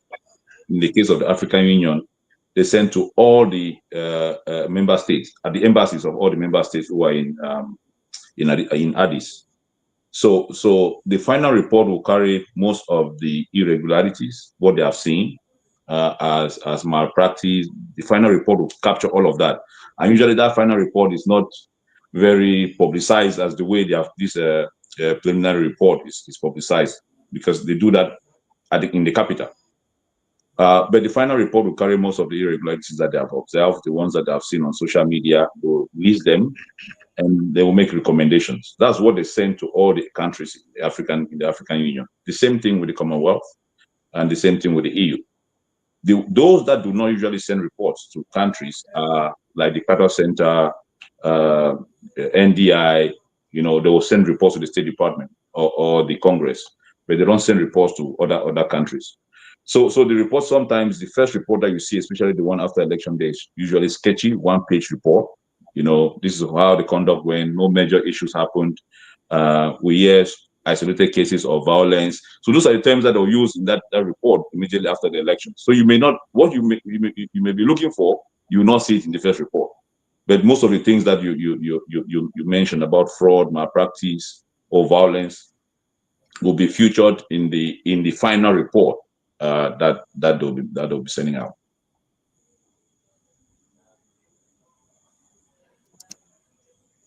Bernard or Sandrine? Yeah, let me come in. Let me start with Franklin, then I'll go to Henry in a moment.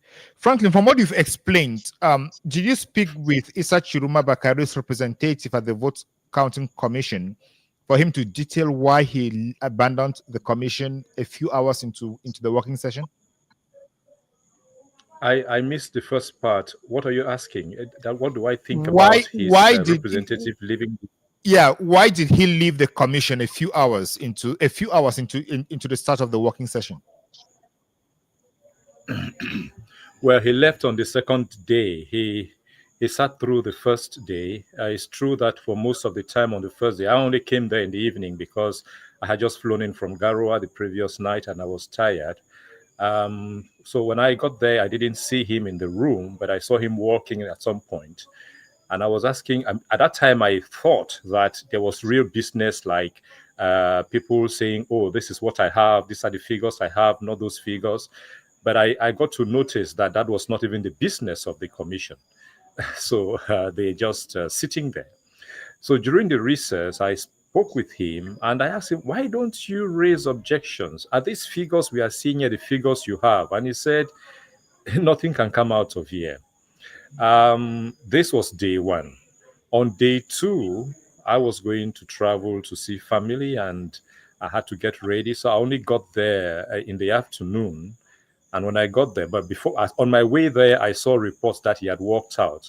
And I've read things from Bruno Bijang dramatizing how he was leaving and people were mocking. Nothing of the sort happened. He did not announce he was leaving. He just left around 10 o'clock yesterday and did not return. But he had told a number of other representatives of candidates that he didn't think it was worth staying there. But one thing he told me when I asked him why he was not contesting and what would come out of it, he told me it's as simple as he will not sign the report. So I think he consulted with hierarchy or something, and they told him, "Don't even wait for that," and he left. So I think it's a moral act to show that they disapprove of it, and you can see that things took another turn after he walked out. We heard a number of things happened. Issa Tchiroma put out a statement telling the public that certain members of government have reached out to him to tell him they support him. Some military officers. Let's talk about that in a moment. Let's go back to the commission. Did you talk to any other commission members to understand if they had a conversation with Mr. Issa from FSNC? And oh yes, what was their own impression about what was going on there? I spoke with the representative of Cabral Libi, of Akeremuna Univer, and he had about the same feeling that the whole process was a waste of time. And he told me he had had a conversation with Issa Tchiroma's representative, and he was not surprised that he left because he got to understand his mindset about the process. So yes, I spoke with the representative of the SDF. He didn't give quite. He was rushing somewhere. So I didn't get a lot of what I needed from him. But he too, at least, was telling me that the process is drama because it doesn't reflect the reality. Remember, as I said earlier, It is Alex Gepi, not the representative of Joshua Osi in this case, but it's at least someone of SDF who brought out the truth, which we believe, of the figures from FACO, which gave Issa Tchiroma even more votes than the commission finally homologated, where people were jubilating that Tchiroma won. He said it's 60-something%, not 50%. Yeah, So yes, I think. Listening Yes, to the please. two of you, one is someone who had been in there organizing the elections and now has a more international view of what is happening, and then you who is there on the ground.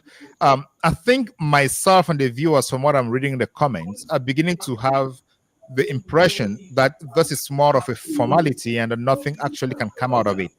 Is that the same sentiment you both of you share? Let's hear from Henry, then we'll hear from you, Franklin. I mean, like I told you, Bernard, everything happens on the ground. Everything happens on the ground. From the polling station, when it's closed and everybody goes home, that 48 hours, anything can happen. And the psychology of voters is that Issa Tchiroma has won somewhere, and they don't care. They just know that Issa Tchiroma has won. And you heard what Franklin did say, and that those margins are very important.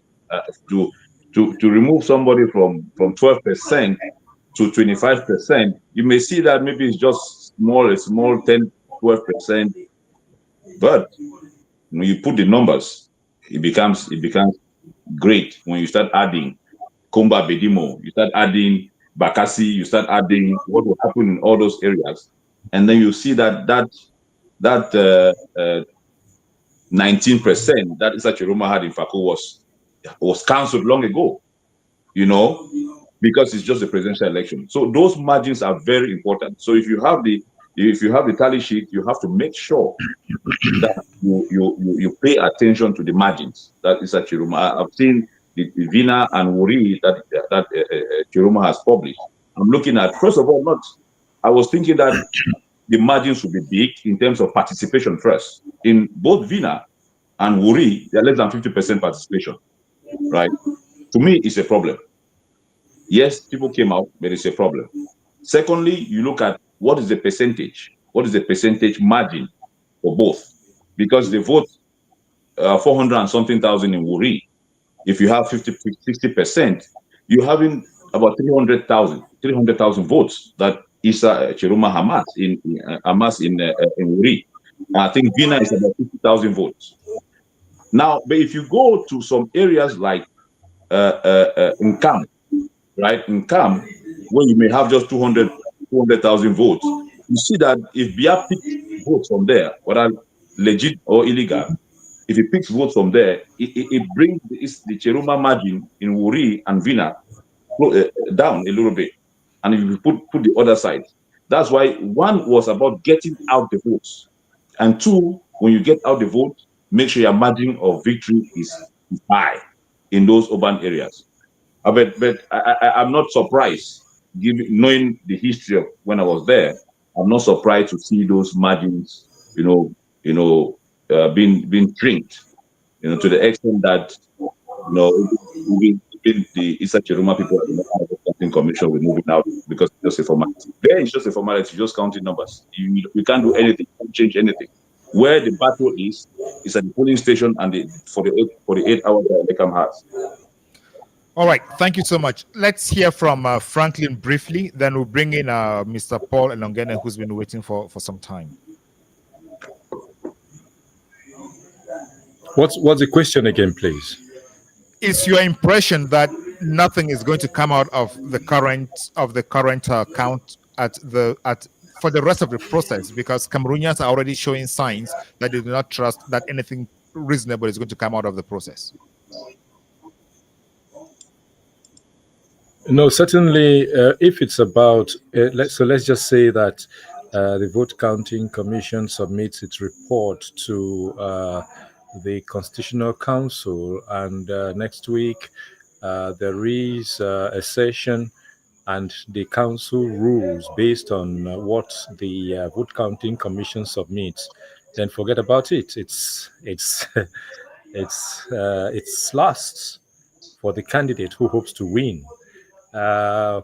But if there is any way to bring good sense to bear on those who are handling this process, then the corrections can be made. I do not know how, but if it is going to be based on what we are seeing right now in the commission, no, there is nothing to come out of it that look like the truth based on what we have seen already. Now, I just wanted to comment on something. I think Henry said it, but I've seen in a newspaper headline today that says that's crediting a candidate for rural penetration. You know, this is something we were told 35 years ago in the early 90s, that don't mind Frundi doing that part to the people. He's winning in the urban centers because the people there are enlightened and he goes there easily. But in the rural areas where the people do not see him and they do not understand the politics, they easily vote for the incumbent. Look, first of all, we know that social media is a vehicle, and you know that the penetration of mobile phones, of smartphones, of internet around the country in the hinterlands is also the penetration of political and socio-political messages. So that kind of mindset is a cake to think that.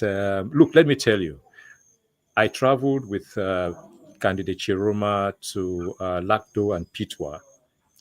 And I can tell you that it wasn't easy reaching Lagdo and Pitwa because everywhere along the way, once the people heard that it was coming, they just blocked the road because they wanted to have a feel of him. It is not because they live in the city. It is because mobile phones and social media took the message to them that this is the man. So those fooling themselves that Tchiroma's popularity ended in the cities are a cake, are out of touch with reality, and they don't know what they are talking about. I would even say They are that in even the sorry rural for area, interrupting, Franklin. There are even government ministers in Yaoundé claiming that his popularity is on social media. Just no, they to don't add, know what. yes, just to No, add they to what don't. you're saying. They don't know what they are talking about. To get to Lakdo and to get to Pitwa, it wasn't easy because everywhere, about every village, people were coming out in droves just to be a part of the Tchiroma story. So it is bullshit to talk about it ends in the city. What is in the rural areas that would make, and I'm not here speaking like I'm doing advocacy, I am reporting because I saw reality. What in the Franklin, rural areas would make them love someone the people in the city do not love? Can someone tell me? Yeah, Franklin, let's talk about what you saw, the crowds, and how they represented themselves in the vote in a moment. Let me hand over to Mimi to welcome Mr. Elongene. Yes, we have Mr. Nko Elonge who has been waiting. He's been so patient, and I guess he's still there. I hope he's not given up on us. Hello, thank you so much for joining us tonight. Mr. Nko Elonge is actually an influencer, Cameroonian influencer. He is also a medical doctor. Please correct me if I'm right. Academic. Yes, no, academic doctor, and also you have a lot of knowledge on election issues and so on. But you've stood out so prominently during this electoral period, speaking up against some of the things that you have been seeing going wrong, some of the things that are not happening. I hope Mr. Henry is still there because I have one final question for him. Please, he shouldn't go. Yes. So yes, you've stood out so prominently with other influencers, some the celebrities as well, people who are having really huge following on the social media space, but you've prominently and consistently spoken up against what you've been describing as injustice. You've decried the violations that we've seen throughout the electoral process. I just wanted to begin by asking you, why do you think it's important for people like you to be more vocal now than ever before? Thank you, Mimi, for having me, and thank you, Bernard, Sanjin. I see you too. Thank you all. Yes. The question is why not? Because I think it was somebody who said that um, people who citizens who bad leaders are voted by citizens who refuse to vote. Um, we need to be part of that process. I thought it was very important because we're just tired. We are tired of 43 years of this system. All the indicators of development are red when it comes to Cameroon and the BR regime. And so to me particularly, I felt that it was important for us to raise our voices because there's been a lot of cynicism, especially when it comes to the credibility of the elections and whether it's important for people to vote. And I realized that one of the strongest tools in the CPDM and the BR toolbox was voter apathy among young people. And so to me it was important that we create that consciousness, we do a lot of awareness and create a bit more enthusiasm around younger voters to get to the polling station and make their voices heard. So to me, that was why it was really important. And I have a background in elections management. I worked with Elecam for 11 years, first as a support staff and then as bureau head for communications with Meme. So I saw firsthand a lot of the things which which were being done. I also understood that the louder and stronger we come out, we are able to sidestep a lot of the malpractices. Mm. Yes, Sandrine, you want to come in and then Bernard?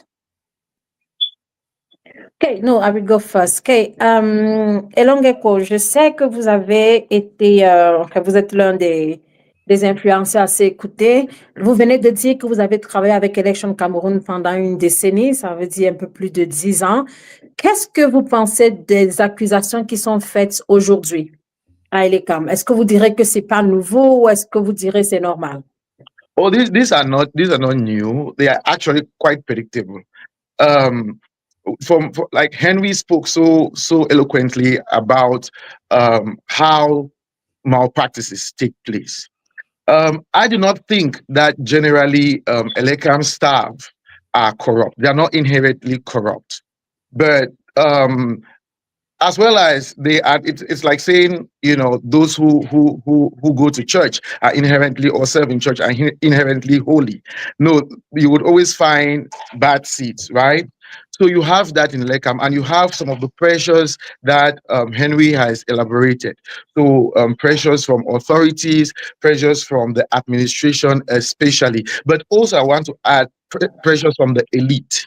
Because I remember when I was, what happens is, Elecam staffs generally serve in the areas of their origin. So, for example, I served in Kumba and I'm Bafo. And with that comes particular perceptions about your loyalties. So they say, okay, the Bafo tribe, for example, is supposed to be leaning towards this area. And so it is your role as an Elecam staff to try to facilitate that from happening. So I know how many times I faced pressure from the elite there who thought that the people of Kumba should be voting overwhelmingly for the CPDM. Even if they did not, we had to make sure that it reflected that. Okay, does it mean, okay, est-ce que cela veut dire, je pense qu'on a écouté des ministres et autres autour du processus électoral dire que tous les candidats n'avaient pas le représentant dans les 31 000 bureaux de vote. Lorsqu'il n'y a pas le représentant d'un candidat ou d'un parti politique, quel est le rôle de l'ECAM? Yeah, Elecam has a supervisory role, but Elecam also has an appointed chairperson who manages the polling activities at the polling station. This person does not just have the responsibility of managing, but making sure that these elections are credible. You have the chairperson, you have a representative of the administration who is also supposed to be neutral in that process. And then you have representatives of all the political parties there. To me, it is quite baffling how the fundamental rule is fair play. A party does not have to be fully represented for elections to be credible. That is an additional safeguard for elections. But elections are supposed to be free, fair, transparent, representative of the voices of the voters.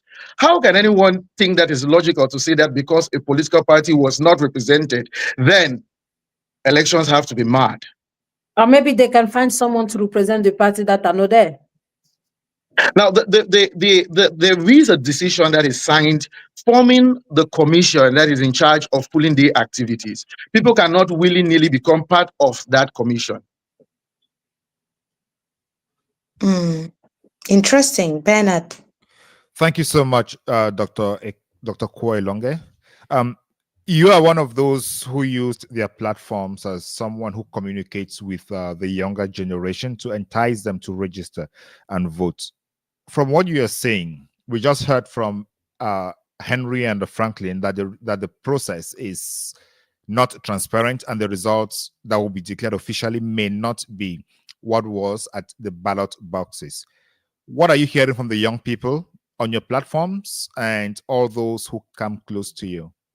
Yeah, I mean, you can get a pulse of where the country is from just making a social media post. Maybe you would understand this.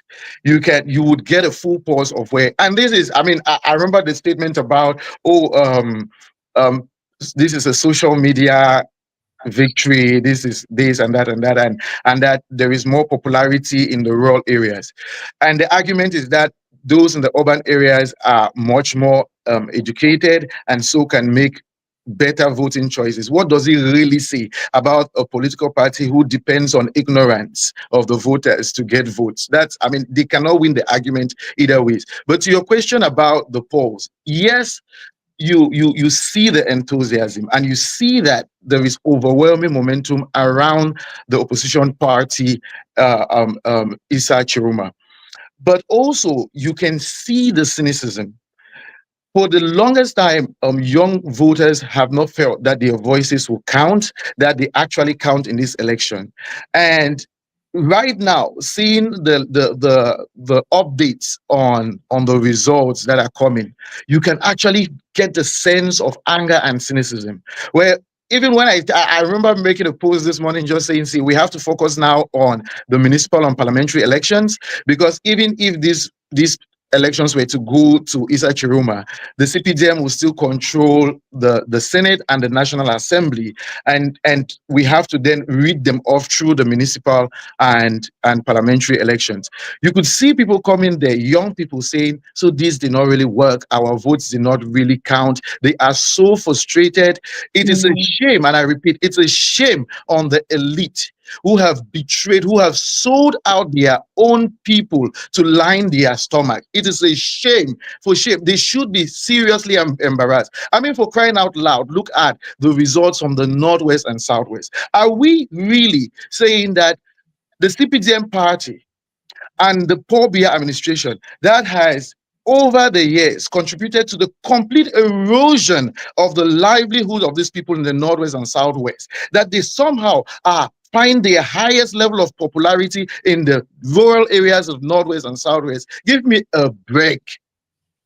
They were saying that when the elephants are fighting, the grass suffers.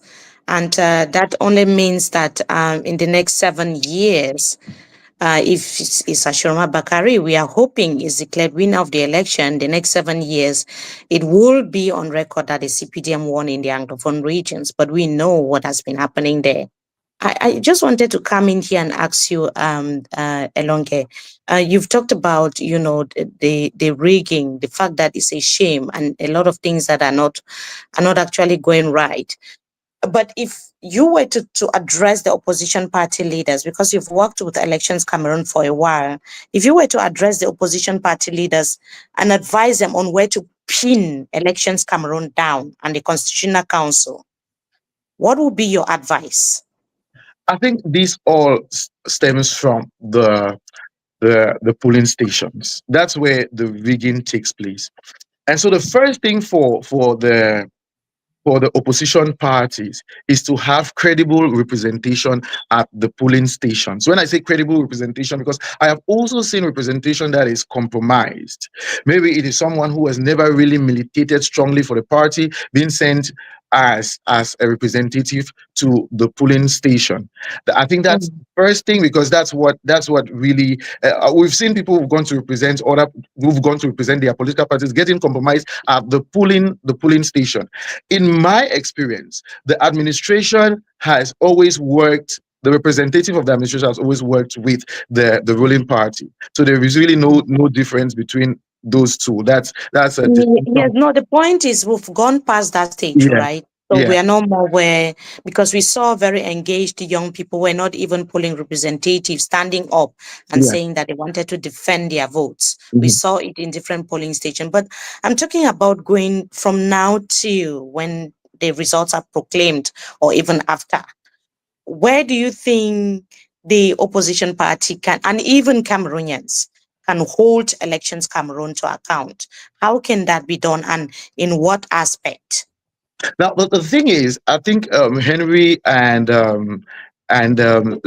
Sone, sorry, I think that's the name I can remember. Sone Bayen made the point about how the statutory provisions makes it such a way that it is really difficult for people to do anything once the results have been sent to the Constitutional Council. The only thing you see is people standing up and saying my voice has been undermined.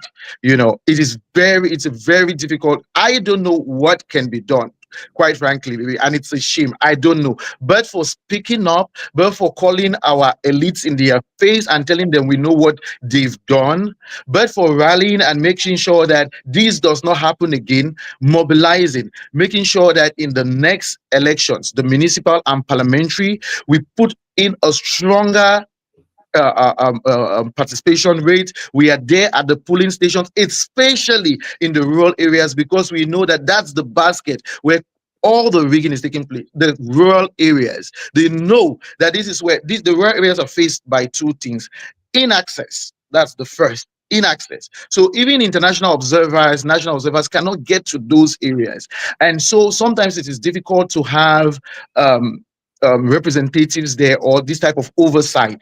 So first we have to make sure that these parties are represented there, that we in the civil society and as participants in the elections are there to monitor and protect our votes. Yes. Mais est-ce que ce n'est pas... Non, juste renchérir là-dessus avant Bernard. Elongeko, vous venez juste de dire que vous demandez même déjà aux gens de penser déjà à la prochaine ou bien aux prochaines élections. Mais dans le climat actuel, vous avez dit aussi que les jeunes semblent assez frustrés.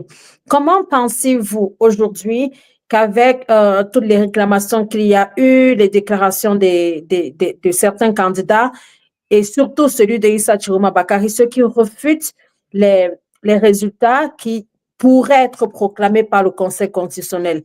Comment pensez-vous que les jeunes devraient se sentir enthousiastes d'aller une fois de plus voter dans quelques mois s'ils se disent que ça va être le même résultat? It's a tough position to be in, quite frankly, Sandrine. It's a tough position to be in when you feel like your voice has completely been silenced. But what I want to assure young people is that, first of all, your voice, it's clear. Everybody knows that this is what we voted for and that we did not vote for this. The rigging, the dishonesty, the malpractices, they are evident. They are all over social media. I saw a lot of young people use their tools, devices, Facebook, their telephones to out the malpractices. What I'm saying is that we know better. We know the playbook better. We cannot just sit and cry, foul, foul, foul. We also have to play hard on the game. So we have a chance to right a lot of the things in the next elections, the municipal and parliamentary elections, even if these were somehow were declared in the favor of Issa Tchiroma. The CPDM party will still have to control of the Senate and the National Assembly. And so young people have to go out, rally, and vote. We cannot depend on only our cynicism that this system is completely bleak. We have to put the necessary pressure, because it will not come from us just complaining and saying, oh, we are not partaking again because this happened. Bernard, you have any question? Yeah, my question was, Sandrine already asked my question, but I'm just trying to understand from Dr. Elogwe how somebody or the youths who have put in all the dedication they had in the system are going to trust the same electoral code, the same electoral institutions at the various levels to make a different decision at this point. Is that something that can happen? No, I don't think that the question is about just trust. I think the question is about how do we outplay them in the game that they are doing, not in terms of rigging, but how do we secure our votes? How do we make sure that in the rural areas where we now know that this is where they are doing this, how do we make sure that we are there to monitor and secure our votes? We have to think strategically. So it is quite discouraging to see that voice silent, but it's also a fire that burns in you to want to make sure that it doesn't happen again. So to me, I am encouraging everybody that we cannot slow down now, because that is exactly the point in all of this, that we should give up hope and we should become cynical and say this doesn't work. That is what they've used forever, and for the longest time apathy has been their strongest weapon. Trust me, this has been the most shocking elections in Cameroon, because they did not expect this kind of youth enthusiasm. And so we have to keep this fire burning. We have to make sure that we are strategic. We make sure that I have said that I have dedicated myself to Kumba, Meme, 1, 2, 3, Konye and Bonge, to make sure that in the next municipal and parliamentary elections, we know the terrain and we are making sure that we will be heavily represented there. The youth voices will be heard. They will not be able to steal a vote.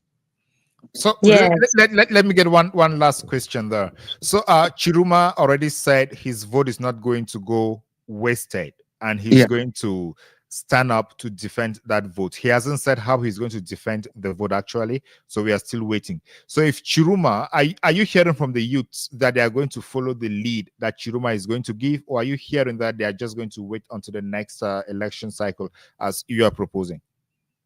Yeah, I'm not just proposing the next election cycle. I think that the youths are already making their voice heard. Me being here is part of making my voice heard. It's part of the defiance that we are talking about. So we are using every platform, and I want to tell you something. This is not about Tchiroma. This is about my voice and the hundreds of thousands of young voices. We formed a coalition around Tchiroma. Tchiroma did not call on us.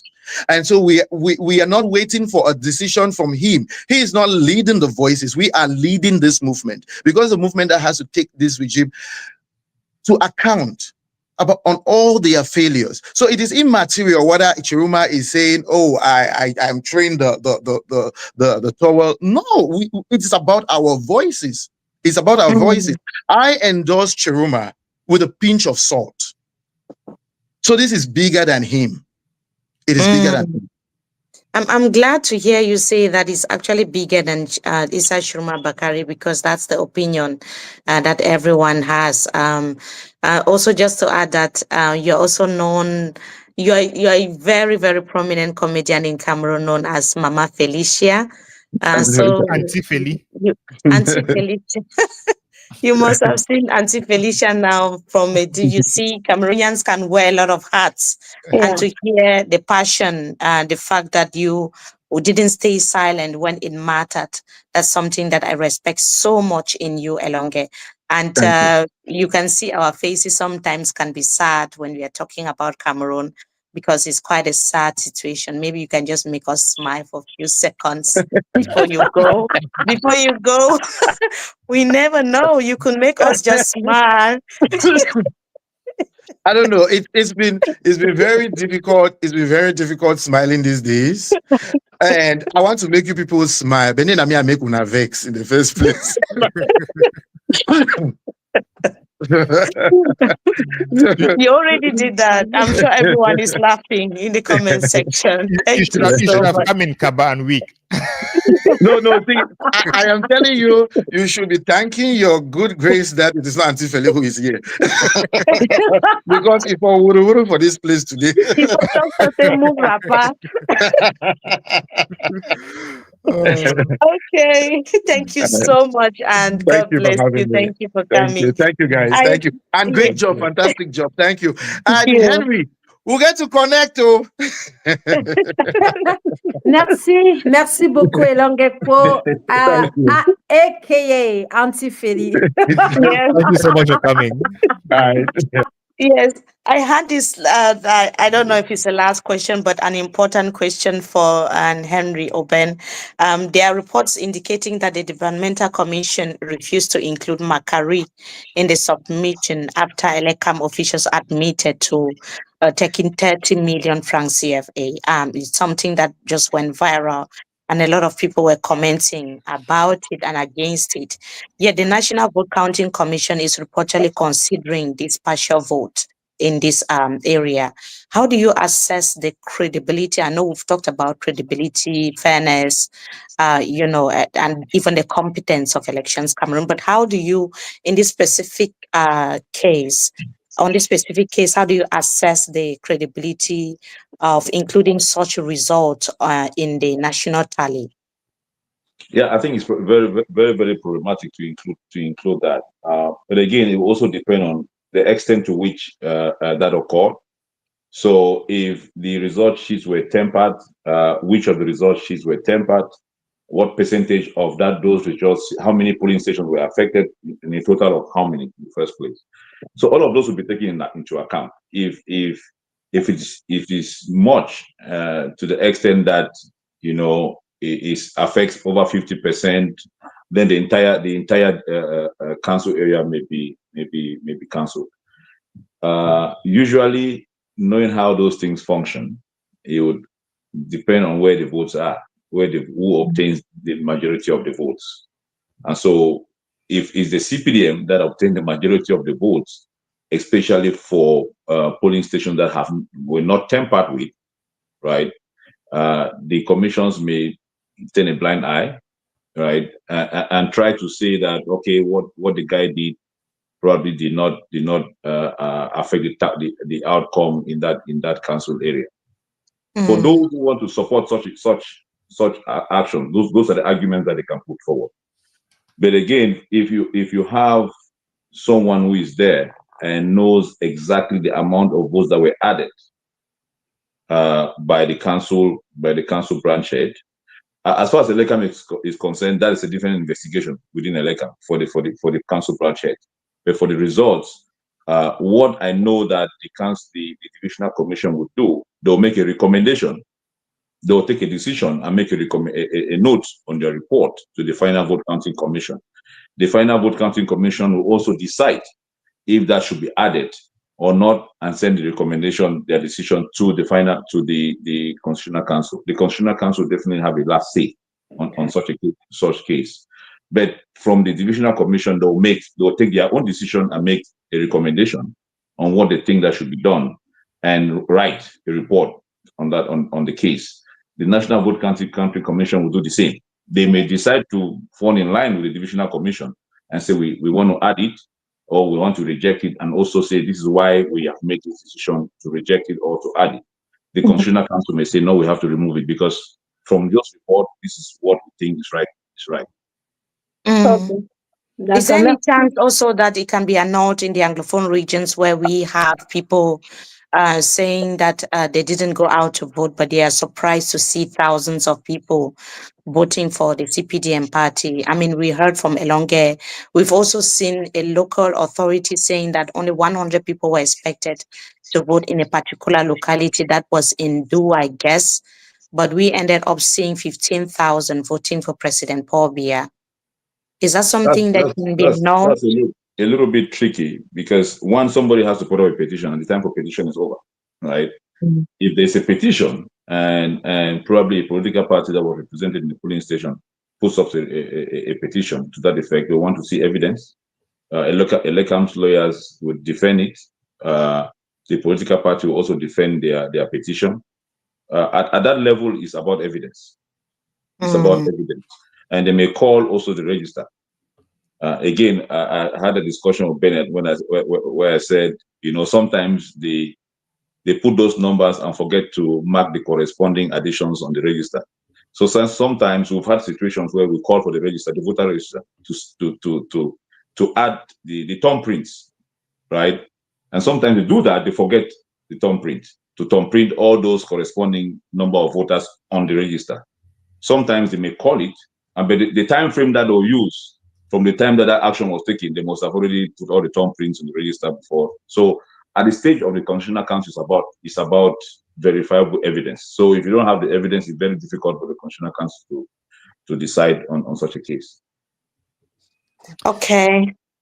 I have one last question for Henry before he goes, and that is, from your experience observing elections internationally, what spikes most post-election conflict, and are those ingredients present in Cameroon now?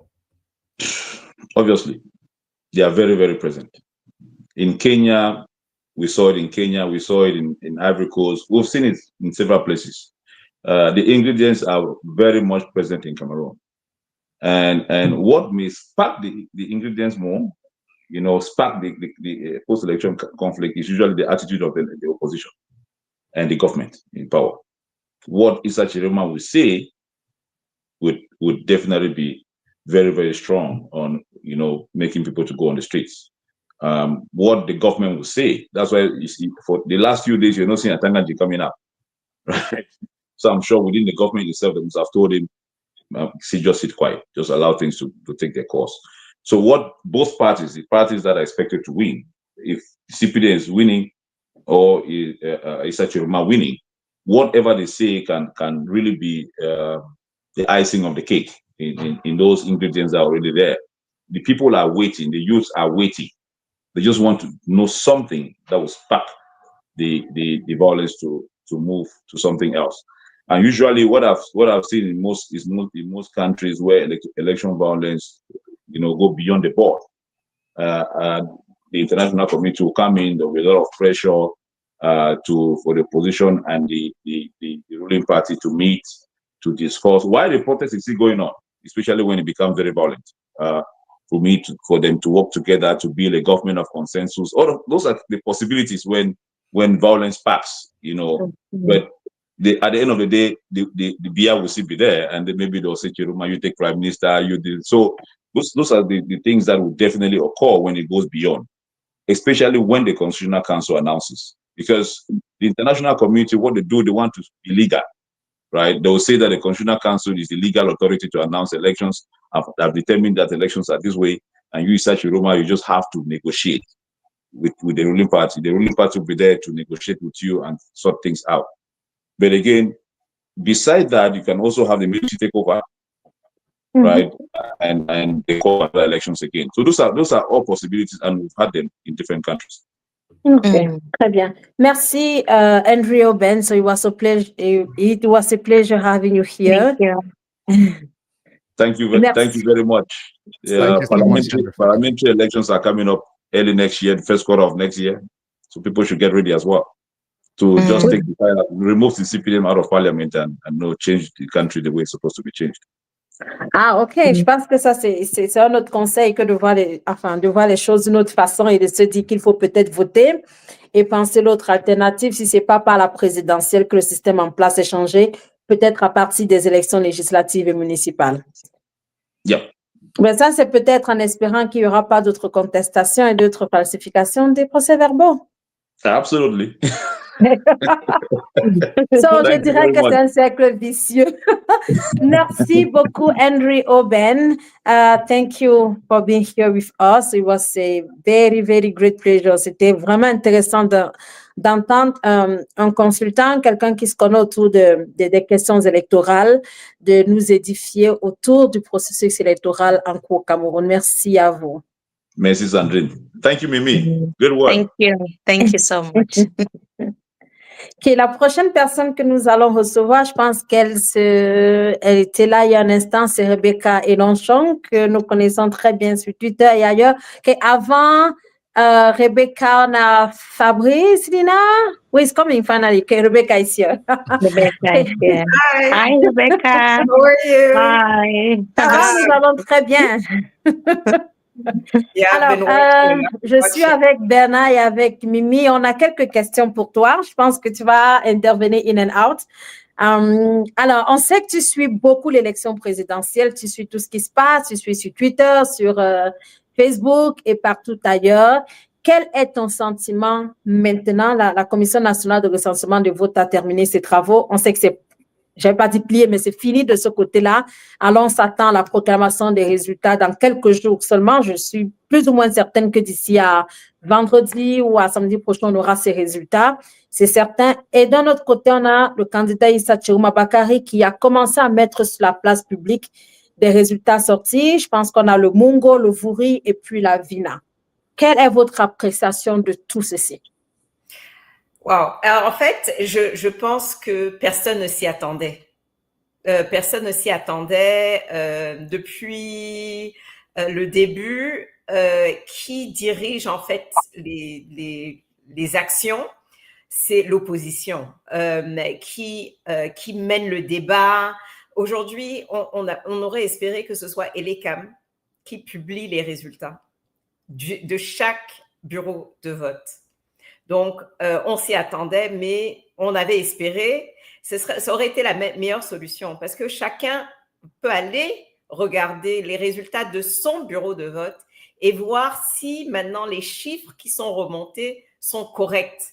Ça n'a pas été fait et je suis très, très contente que le candidat Tchiroma ait donc affiché les raisons pour lesquelles il dit qu'il a gagné les élections sont là pour que tout le monde regarde. Et si les gens sont pas d'accord ou il y a un bureau de vote, il dit ah non, moi dans mon bureau de vote, c'est pas comme ça qu'on a voté. Il y a une adresse mail que les gens peuvent remonter une information qui pourrait être différente de celle dans la fiche. Il avait annoncé qu'il allait le faire et c'est un travail. Écoutez, moi ça fait une semaine. Plus d'une semaine. Oh ouais, une semaine. I've been working with numbers and so I've seen all of these numbers, les PV, et c'est un travail vraiment intense. Je ne sais pas si on en avait parlé ici ou bien c'était après, mais tous les sites de crowdsourcing, où on a fait le décompte des votes, tous ont été compromis, hack, tous, sans exception. Et donc, ça a pris du temps. Donc, là où on comptait sur la technologie pour faciliter la tâche, ça n'a pas été le cas. Nous-mêmes, moi-même, je vais dire, et certains de mes collègues au travail, avons mis un nouveau site. On avait travaillé sur un nouveau site qui n'était pas ouvert au public, qui serait restreint à certains utilisateurs de partis politiques, d'organismes qui étaient en train de compiler les données. On a été hack.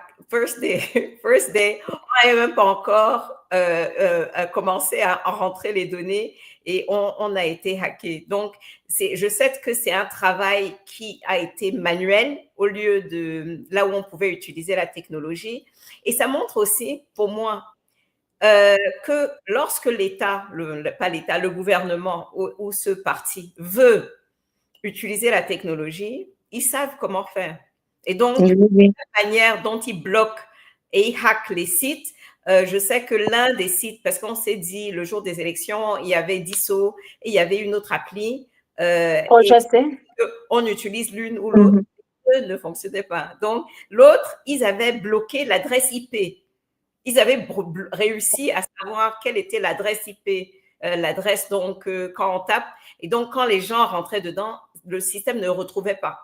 Et donc, il y a eu plein de ces soucis. Et ça veut dire qu'ils ont les moyens d'utiliser la technologie.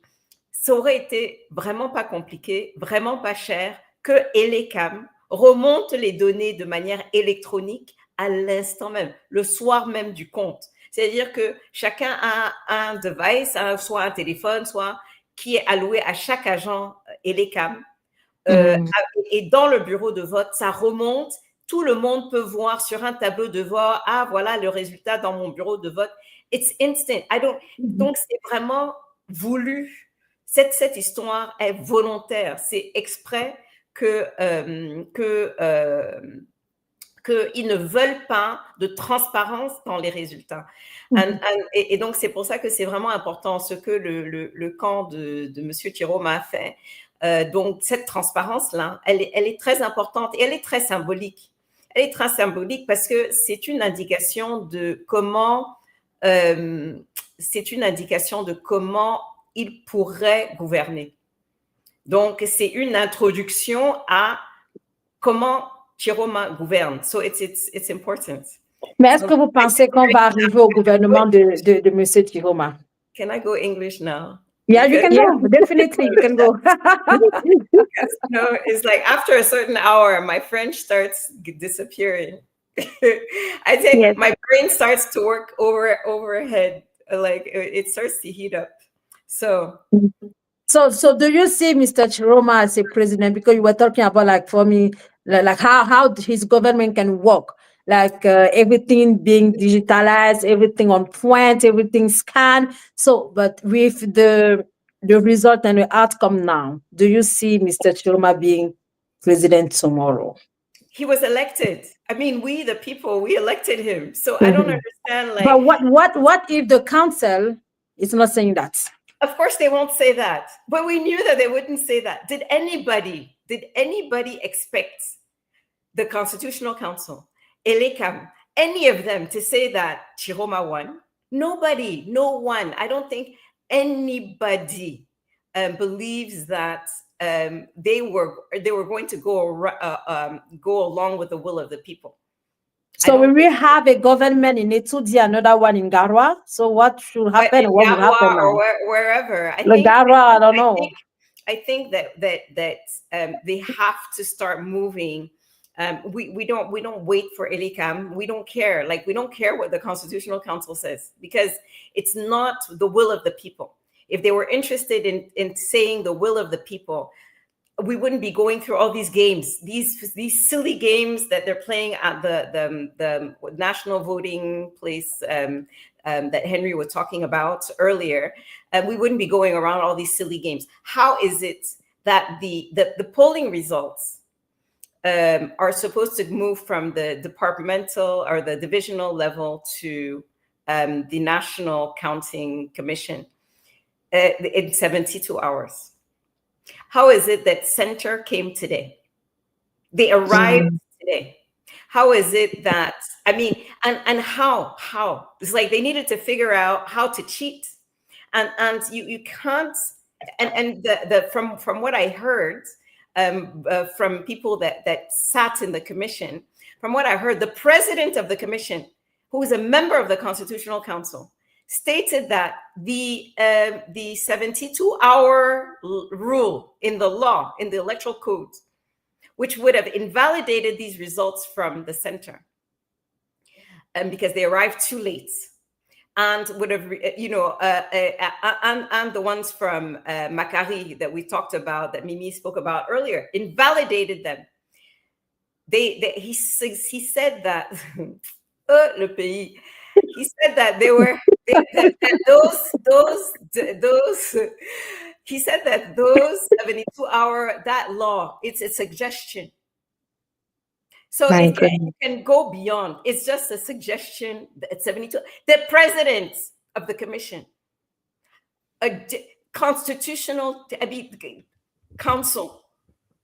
Okay, now that it's very clear that the laws are being twisted to favor one person and one party, which is the CPDM and its candidate, President Paul Biya. Paul Biya is no longer president until further notice.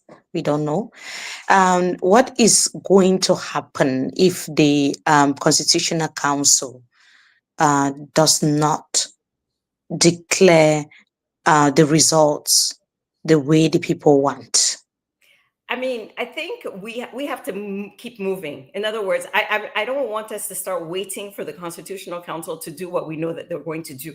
We need to remind them and remind the whole world that we, the people, we are sovereign, right? We are the ones who own this country. It's not the Constitutional Council that votes it in our place, right? Mhm. All they're supposed to do is tell the will of the people. But if they don't want to do that, we don't have to listen to them. And so we need to also, and I think what's important, I think that the fact that the Tchiroma, that the campaign put up all of the results are putting up, because I think there are only a few of the results up so far, but I think that over the next 24 hours, all of the results to prove and demonstrate that Tchiroma won the election with all of the backup documents. I think it's critical. I think it changes so much, because you can no longer lie. Like, the Constitutional Council becomes irrelevant, completely irrelevant. And so I don't think we don't wait. We're not on their schedule, right? We're not on the schedule of the Constitutional Council. We have to decide how we make sure that our will is respected, right? So to decide, we don't wait. That's like, we know what they're going to do, right? So we decide that, okay, how do we take back our country, right? We went through the election, we won the election. Those old people that are up there that don't want us, that want to steal this election from us, we're not looking at them, right? They're not the ones deciding for us. We need to decide for ourselves. And so, yes, it will take action on behalf of all of us. All of us need to then take action in many different ways. And the streets are one. It's our country. There are streets. Alice Nkom says that, Mefo Nkom, Barrister Nkom, she says that the streets are the office of the people. And that is one option, but it's not the only option. And so all of us have a myriad of tools in our toolkits to take back our country. And different actors will have different functions in doing that.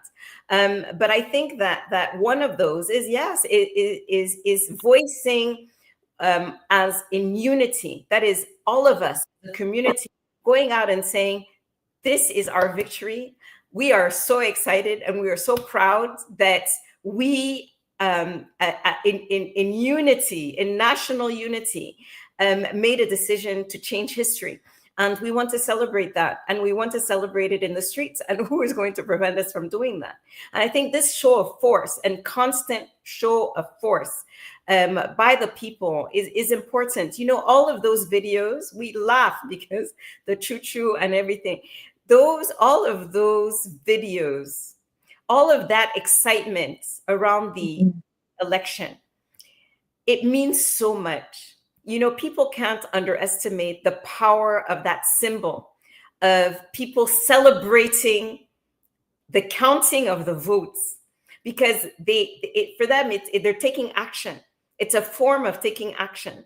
And that type of taking action, like putting up the votes, the DISO app is up and running. People can go in and participate in providing data, transparent data.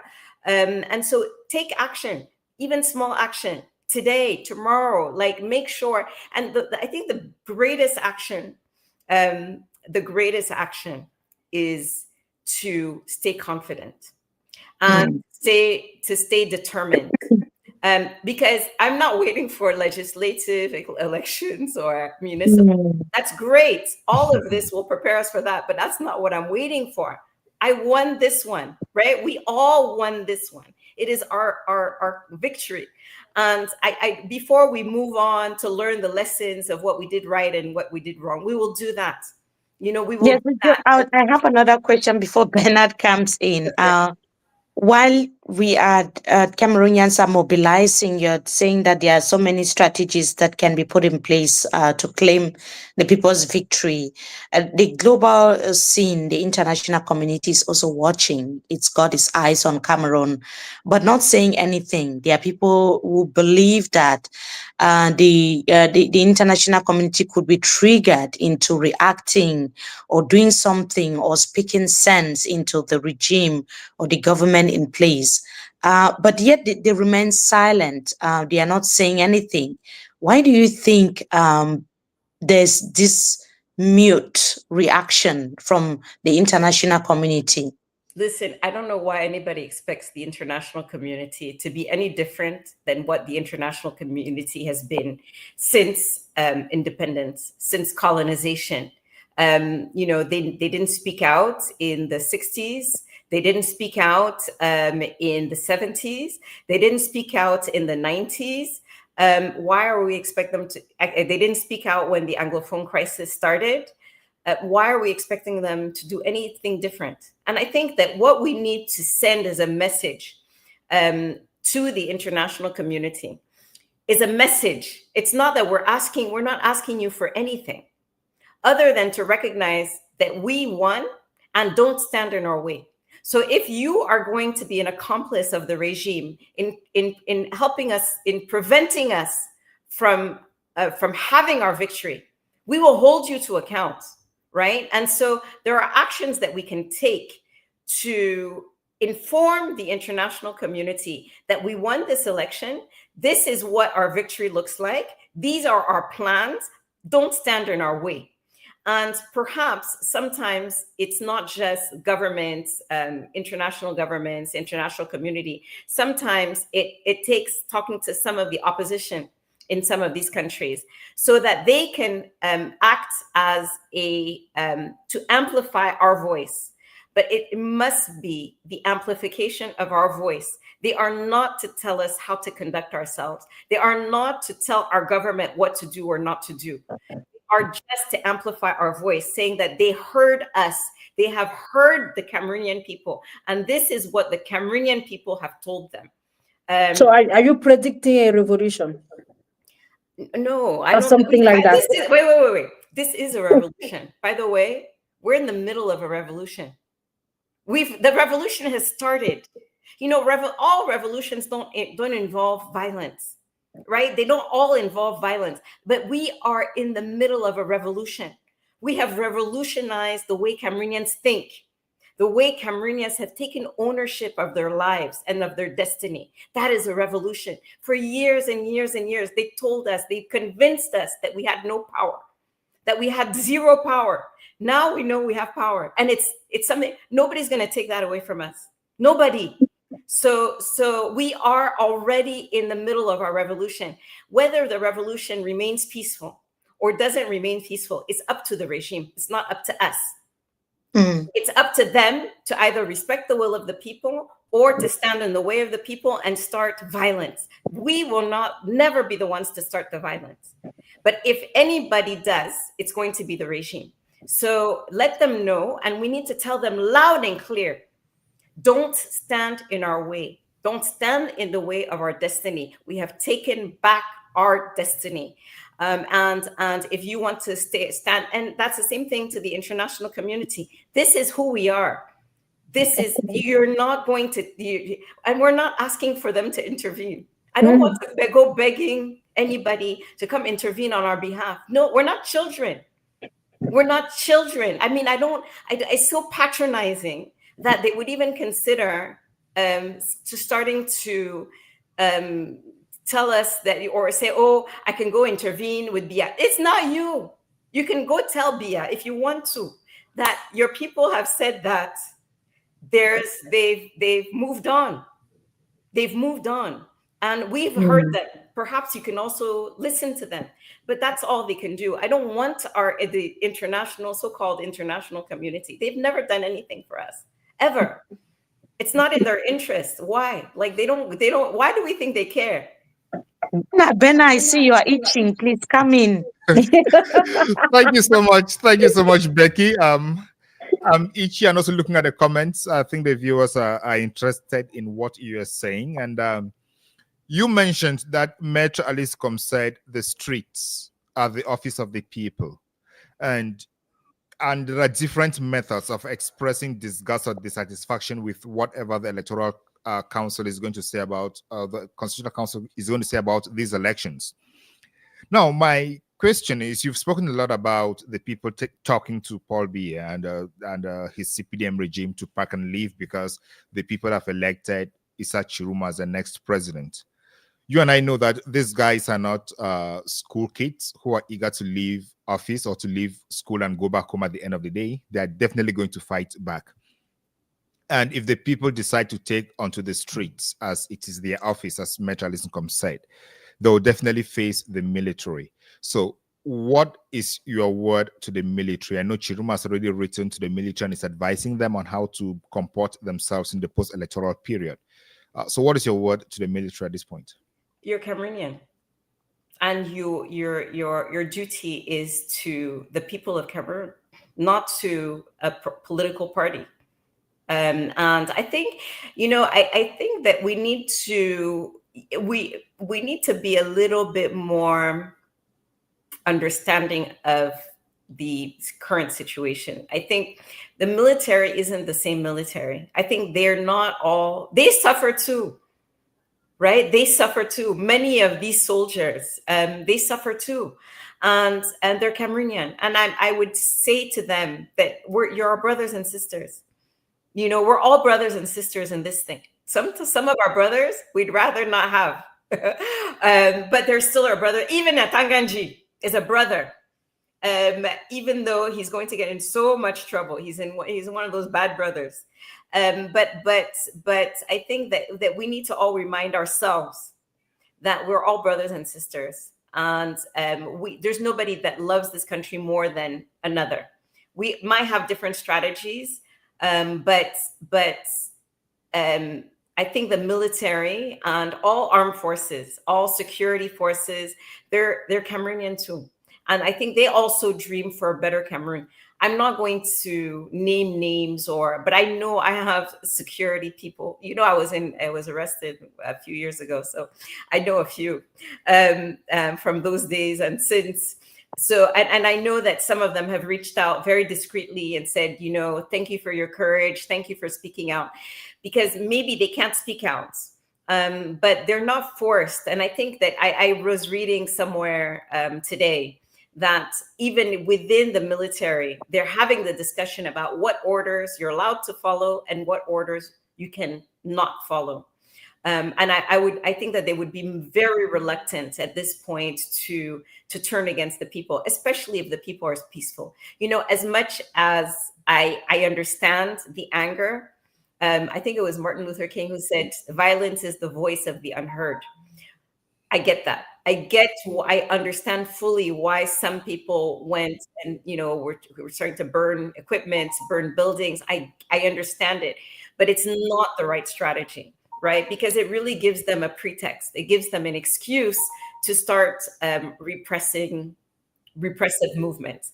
Whereas if we do like Agbobala and all of them did at the beginning of the Anglophone crisis, and with the way they were marching, like it's so disciplined in the streets. If we all decide, for instance, we're going to dress the same, maybe in Cameroon colors, we're going to carry our flags, and we're going to march in peace and in love.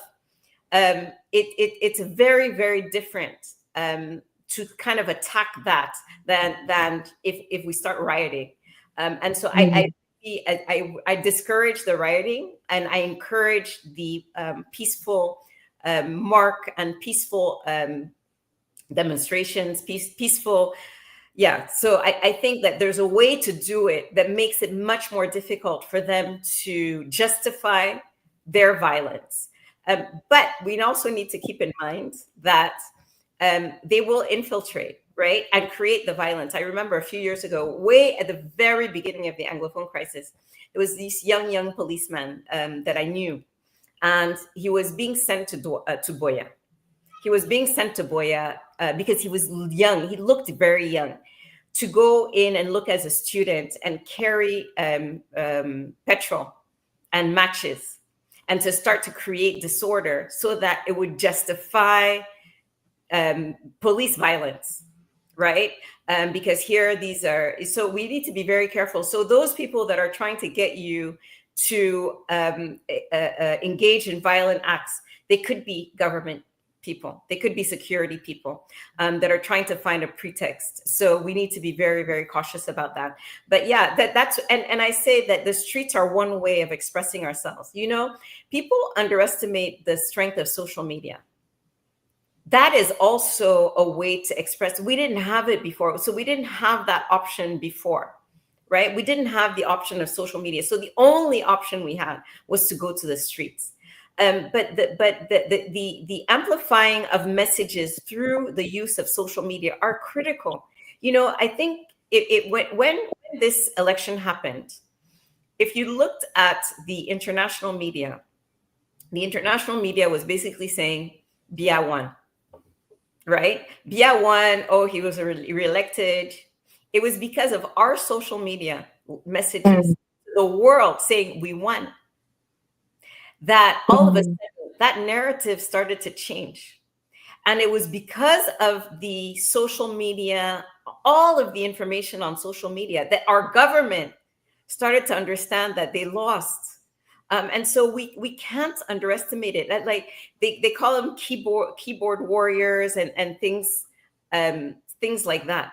But it's still important. Like, say, it's the one way. So we shouldn't say that the only way, because then they'll say, oh, but they didn't go to the streets. But there's so many ways to, there's so many actions that every single person can take. Perhaps, and I think this is some discussion that started, is the Legal Defense Fund, funded by people that are in the diaspora, right? I always say that diaspora, you have no right, and you should not be the ones to start saying, oh, Cameroonians, you should go to the street while you're sitting in London or Paris or wherever, right? It's not up to you. But what you can say is, those Cameroonians that are taking risks in Cameroon, this is how I'm going to support them. I'm going to support them by sponsoring, by investing or putting money, in donating to a legal defense fund to make sure that they have legal services, that they can, their bail can be paid for. A bail is sometimes between 50,000.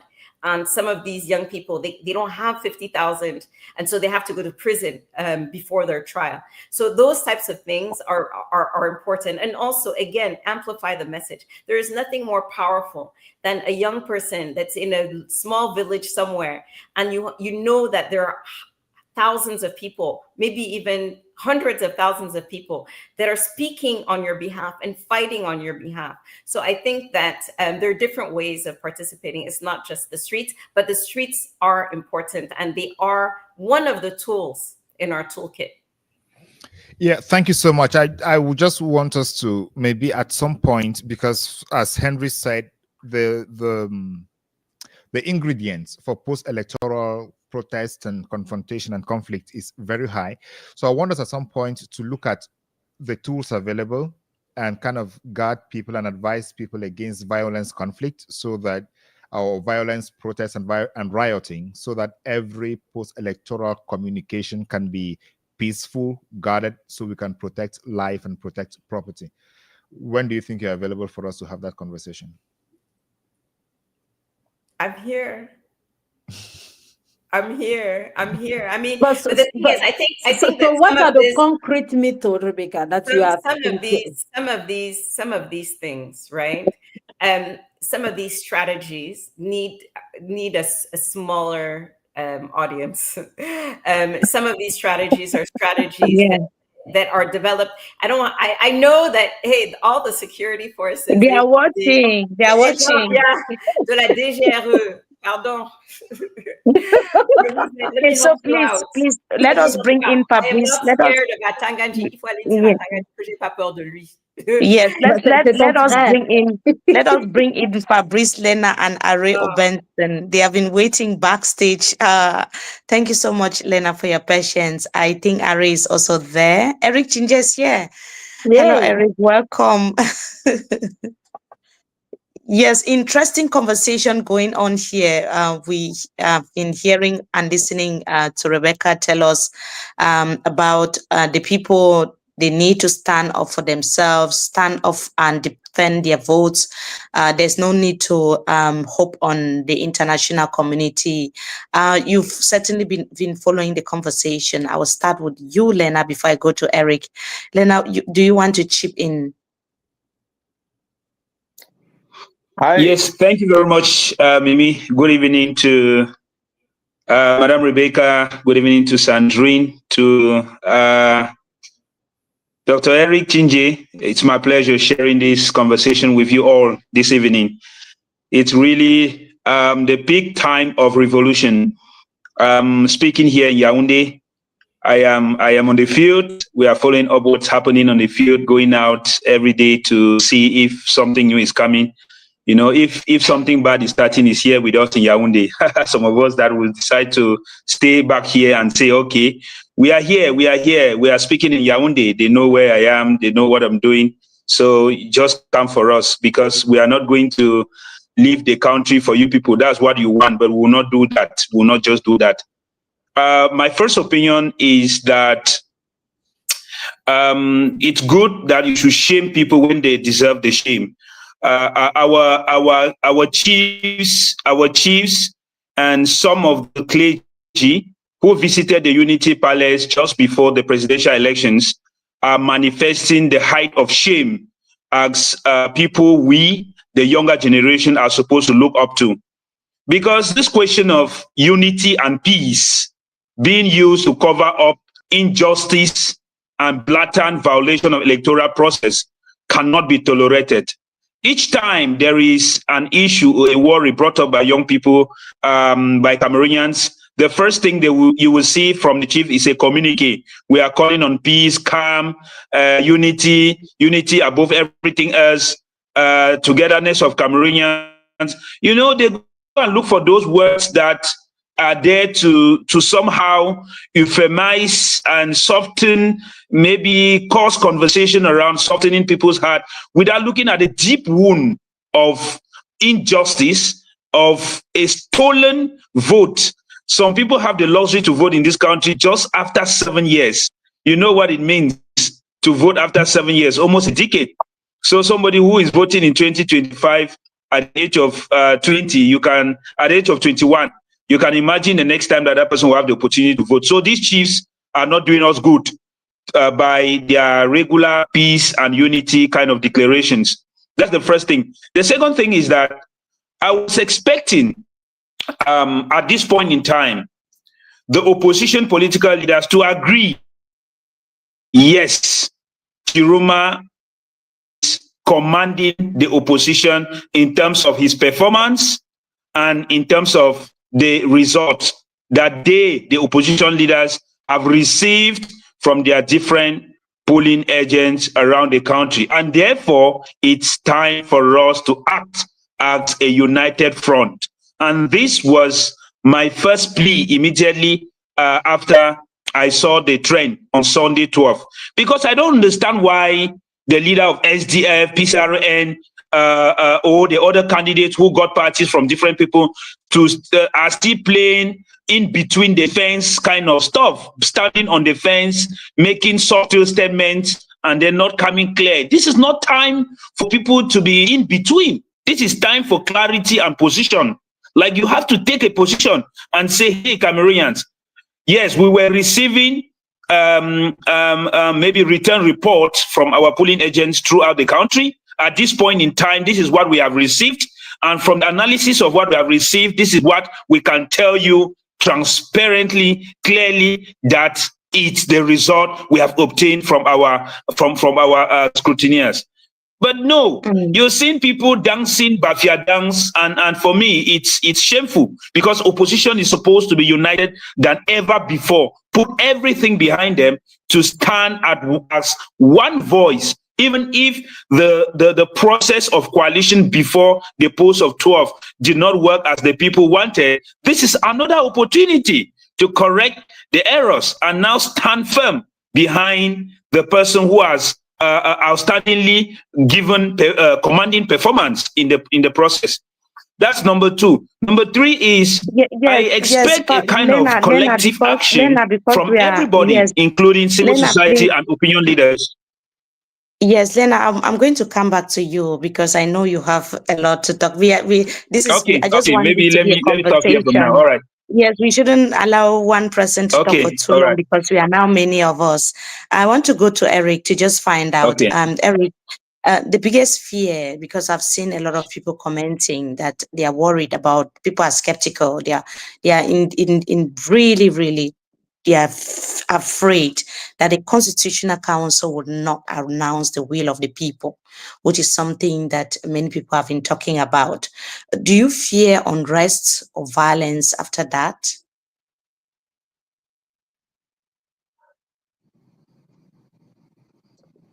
Thank you, Mimi. I'm trying to put my microphone on. No. Your question is whether I fear unrest or not. Look, a couple of things. One, I wish I had recorded what Rebecca said. I would have just played that back and then everything would be fine, right? But I didn't record it, so I'm not going to play it back, and I'll just give you my own answers to that. First of all, we cannot look. The truth has been spoken. It doesn't matter. Doesn't matter what happens. Elecam has rendered itself almost. We can't believe what comes out of Elecam anymore. We can't, for Elecam to have thrown out Maurice Kamto was already a problem. And then we come into the Constitutional Council and we expected a difference, and it wasn't. So the legal institutions of this country have not only been a disgrace to Cameroon, they've exposed Cameroon to the world. And the implications of that may not be obvious to most Cameroonians, but the implications of that is that we cannot trust the judiciary, we cannot trust the legal systems in Cameroon. So nobody who has good intentions for Cameroon, there are people who have wanted to come to the country to invest, but they can't because they cannot trust the protection that the legal systems have to produce and have to provide them. So, we are destroying the country slowly and steadily, which is why we all reached out for change. Most Cameroonians will be wondering, why are all of these fellows in the diaspora so against the system? No, we are for Cameroon. We are for the country. And we are against those who consistently now destroy the hopes of a whole generation of young people, of all of us who mean well for Cameroon. That's the problem. And my hope, and all of us who desire to see a country that we are all proud of, when we can no longer have that, that's part of the problem we face with a better Cameroon. I'm hoping that as we go forward, we've just come out of elections which have been disastrous because we're all looking at the count. We're looking at the outcome of the elections, and everything is a fraud. How can we accept to live in a country where the fundamental, the playbook is all by, fraudulence? How can we? I mean, Cameroon never was this way. Was never this way, and now this country, we know. From the Cameroon of the 70s and the 80s, no longer recognize what I see right now. Something has to change. Something has to give. We cannot say that a country that has so much wealth, a country that the world once respected, is no longer in a position to provide its citizens with the most basic amenities, basic infrastructure. Agricultural produce. We're no longer able to feed our children. There's a problem. I think it's important that we all understand why Mr. Biya has been. That the vast majority of Cameroonians, whether we like it or not, the truth is the vast majority of Cameroonians believe that not only does Mr. Biya and the system that he has built are in a position to lead Cameroon out of the mess in which it is in, I think the vast majority of Cameroonians really hope that this election, with the win by Mr. Tchiroma, will help lead us out of the mess in which we are. I'm not alone saying this. I hope we can all agree that C'est une question something très needs to happen. rapide, Eric. On comprend très bien que vous dites que les Camerounais, c'est difficile de vivre dans un pays où on a parlé de fraude et tout, mais qu'est-ce qu'ils doivent faire maintenant? Où tout indique que le Conseil constitutionnel est pratiquement à la solde du régime en place, qui est à la solde du système en place. Que doivent faire les Camerounais? Se dire qu'il ne faut plus croire aux élections, ne plus croire en rien. Quelle serait leur attitude?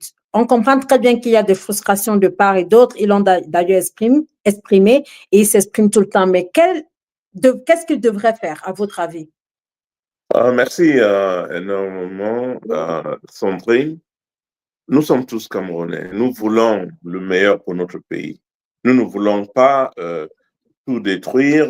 Ceux qui veulent, n'est-ce pas, que ce soit la rue qui impose une nouvelle règle. Moi, je crois que c'est pas ce que nous recherchons. Nous recherchons la vérité. Nous recherchons l'honnêteté. Nous recherchons l'amour du pays, le patriotisme. C'est ce que nous recherchons. Mais malheureusement, il y a ceux qui ont l'accès aux ressources, à la richesse de la nation. Il y a ceux qui ont la possibilité de gérer, enfin ceux qui gèrent, si vous voulez, n'est-ce pas, la richesse du Cameroun. Ils veulent absolument que rien ne bouge, qu'il n'y ait pas changement. Ils veulent imposer leurs lois. Et c'est là où nous, les Camerounais, ceux qui aiment vraiment le pays, ceux qui sont prêts à partager la richesse du Cameroun, parce que c'est ce que nous ne voyons pas, ceux qui sont prêts à partager cette richesse et empêcher à une poignée de gens d'imposer leurs lois. C'est ça le problème qui se pose aujourd'hui. C'est ça. Et moi, j'aimerais vraiment que nous tous, ceux qui aiment ce pays, ceux qui disent que non, la richesse du pays doit être partagée, n'est-ce pas, entre nous, les enfants du pays, pour qu'on impose une nouvelle règle. Et c'est ça le problème de fond aujourd'hui. On ne parle pas quand on parle de la fraude. Non, ça va, on comprend bien. Mais ce n'est pas de ça qu'il s'agit. Il s'agit là de l'intérêt de la nation. Que nous tous qui ont accès, n'est-ce pas, à la richesse du pays. Ceux comme nous qui ont accès à ça devraient penser à un meilleur partage. Et c'est Très bien, ok. Je pense que Ben a une question et on va revenir à Fabrice Lina juste après, avant de conclure avec Rebecca, avec Becky Rebecca.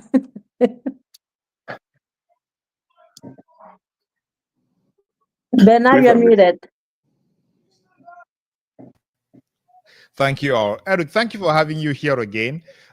Just want to read into the thoughts of Issa Tchiroma Bakary. 2 days ago, he issued a public letter to Cameroon's security and military forces. What do you think is running across his mind at this moment, or when he was writing that letter? Thanks, Bernard. Look, I think Mr. Tchiroma is in a single lane, the lane of truth, the lane of what the popes are saying.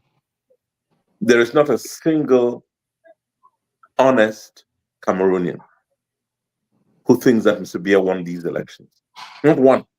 Not even the members of his government. Honest Cameroonian. Not even the members of his government. So if clearly he lost the elections, why would you think that? And he lost to somebody. Mr. Biya didn't lose to the streets. He was in competition with 12 people, 11 other people.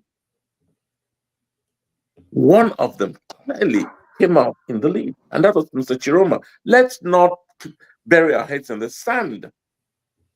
If any Cameroonian, any one of them, loves this country, in any one of the people in government loves this country, please admit to what is so obvious to not only us but the world.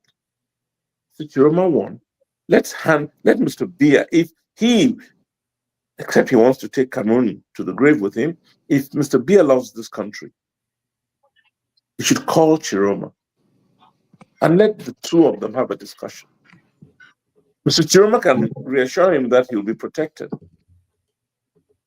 Mr. Tchiroma can give Mr. Biya basic guarantees of living the rest of his days in peace and in wealth, if that's what he wants. If he wants to go and live in a hotel in Switzerland, I am almost certain if he asks for that, Mr. Tchiroma can let him have it to a certain extent. His salary as president, which can be guaranteed to him, or a third of that salary, will pay the rest of his days in the hotel Intercontinental in Geneva. If that's what Mr. Biya wants, let him take it and his family and leave, and let Cameroon come back together. If Mr. Biya doesn't do that, then let it be known by every Cameroonian, and I know this man. He has said, let me tell you a story.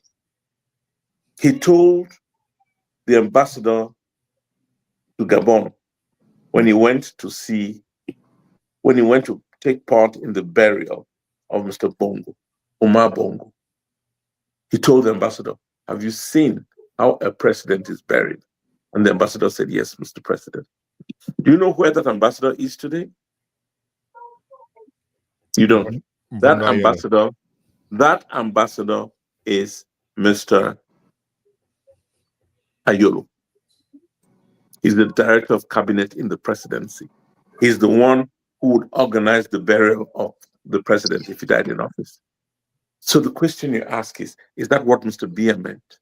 Does he want to die in office? And I can tell you, there is one of the closest friends of the president told me in 1997, that Mr. Biya will die in office, that he wants to die in office. This guy, So, just something to help you on that. So, are you saying that Mr. Biya was just like, I don't want to say that word, it can be hurtful, like he was not saying like the truth when on that day of the October 12th, he said, I remember when then we were talking about it, that I don't want to put any project up when I'm not sure that I can be elected. Like, so what is happening now? So now we are saying that he's supposed to be calling Mr. Tchiroma. So if it's not calling until now, so what just like a word from politics, and then does it know that he might not have won the election? So in your point of view, what's going on? Well, I mean, I can say one thing, and I'm sure Rebecca will agree with me. Mr. Biya knows he lost the elections. He knows it. We've seen reports going to him from a number of sources. We have someone in-house who's been monitoring this. So we know he knows he lost the elections. The only thing Mr. Biya is counting on now is that the people who are in charge of the process want to keep it as it is, the status quo. They want to maintain it. So, Mr. Atangana Demo, where do you think he will go if he gave the victory to somebody else? He'll be replaced. He doesn't want that. The folks in Elekam, they don't have to be replaced, but they might be replaced. So they all know Mr. Biya has, one thing I can give this president is he studied the mindset, the mentality of Cameroonians, and he's played on it every day. Mr. B has never gone to work to think about the future of Cameroon. The president goes to work most days trying to understand who is where and what are they looking at. And Mr. Atanganji comes at 2 o'clock in the morning with reports on what everybody is saying, and others. We know this. So Mr. Bia has been more interested in ragot is the word in French, about people. Yeah. That's what he's been most interested in. They can control them, not the future of this country. It is time, Cameroonians.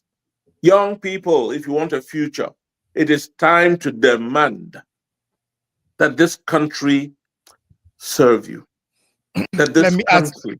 Eric, let me ask a question I asked, and maybe Rebecca is going to say what you're going to say what Rebecca said, but how should the young people demand that this country serves them at this material moment where we've listened to the elections expert, we've listened to the constitutional, to the journalist, we've listened to Fabrice. Every indication points to the fact that the Constitutional Council is not going to serve the young people. So how should the young people demand that this country serves them?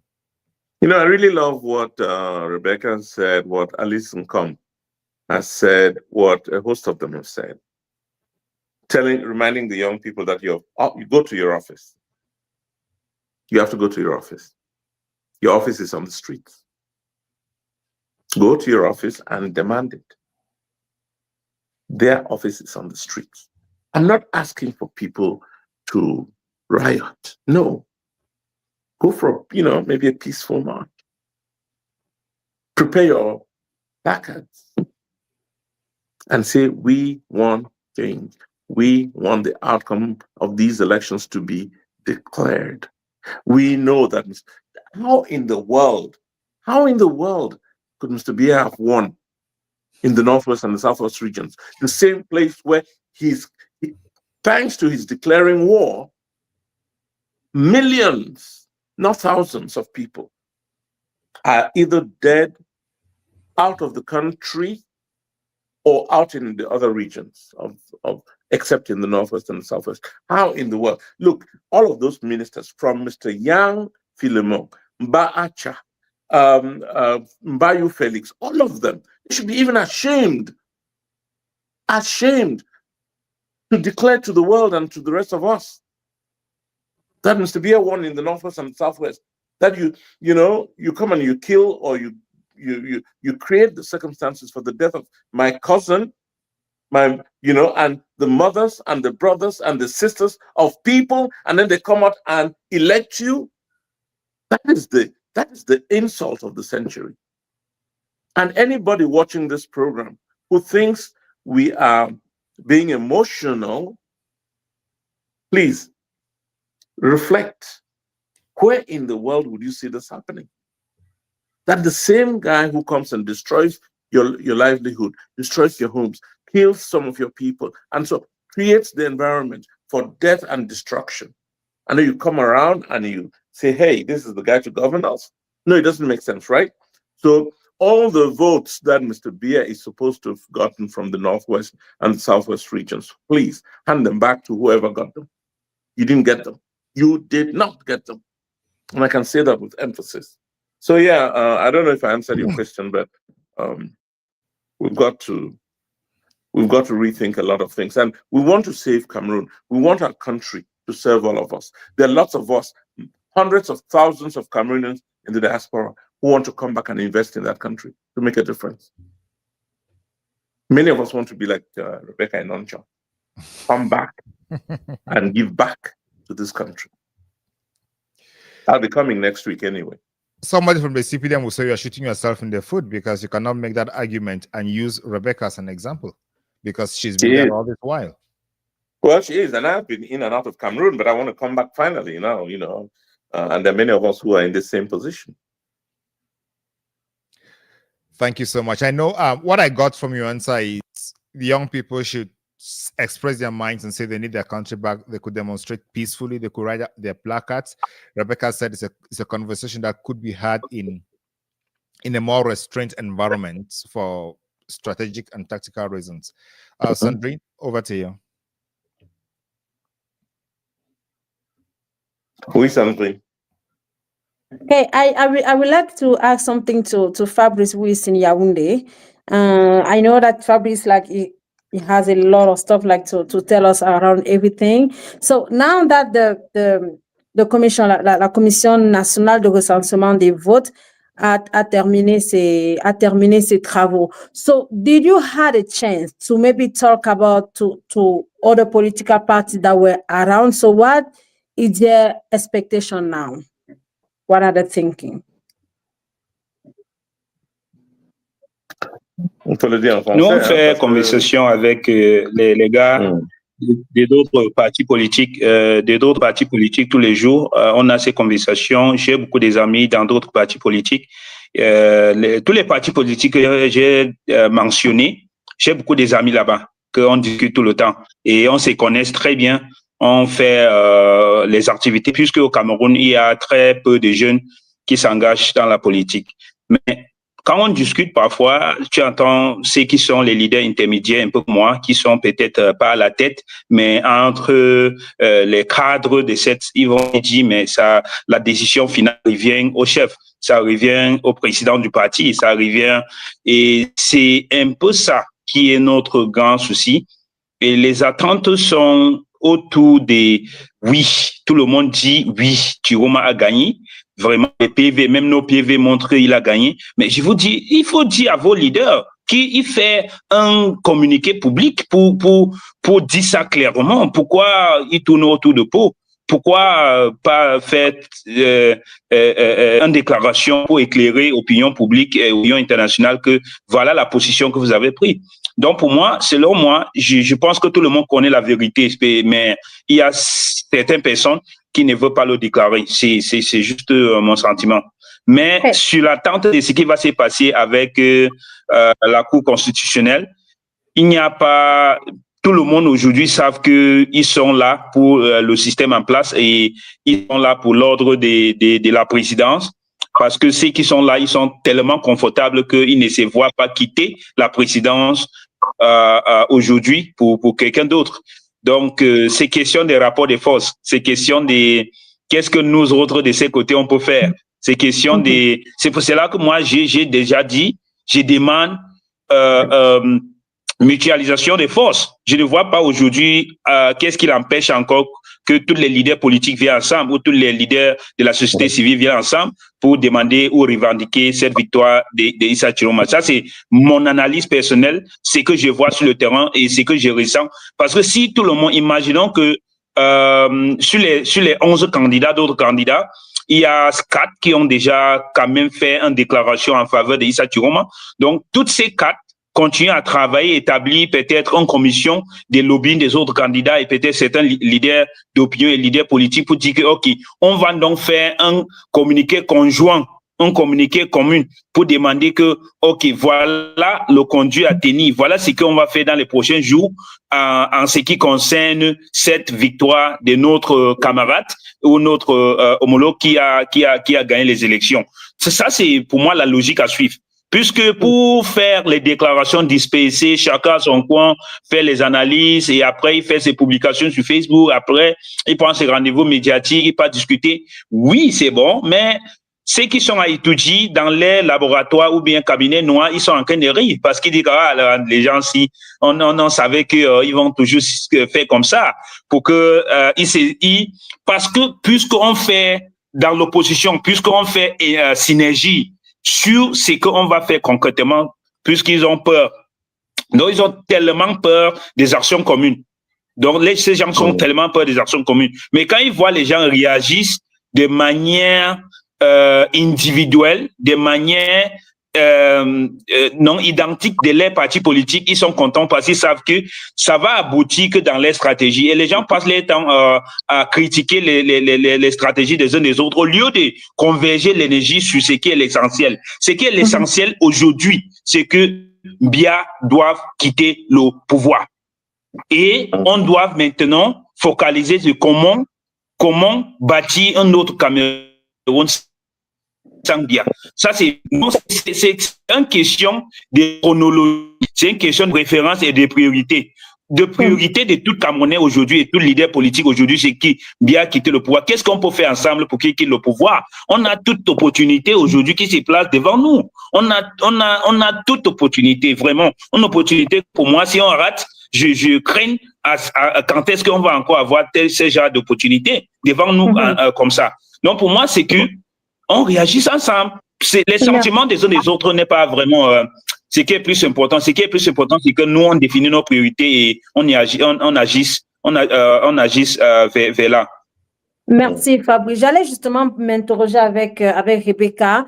Est-ce que la position de l'opposition au Cameroun aujourd'hui ne fragilise pas l'intention réelle de changement? Parce que depuis avant les élections, depuis plusieurs années, on entend l'opposition crier, oh, il faut un changement, il faut changer le système en place, il faut que M. Biya soit dégagé du palais, il faut, mais lorsque vient le moment de se mettre ensemble pour le faire, l'opposition a disparu, on avance de façon dispersée.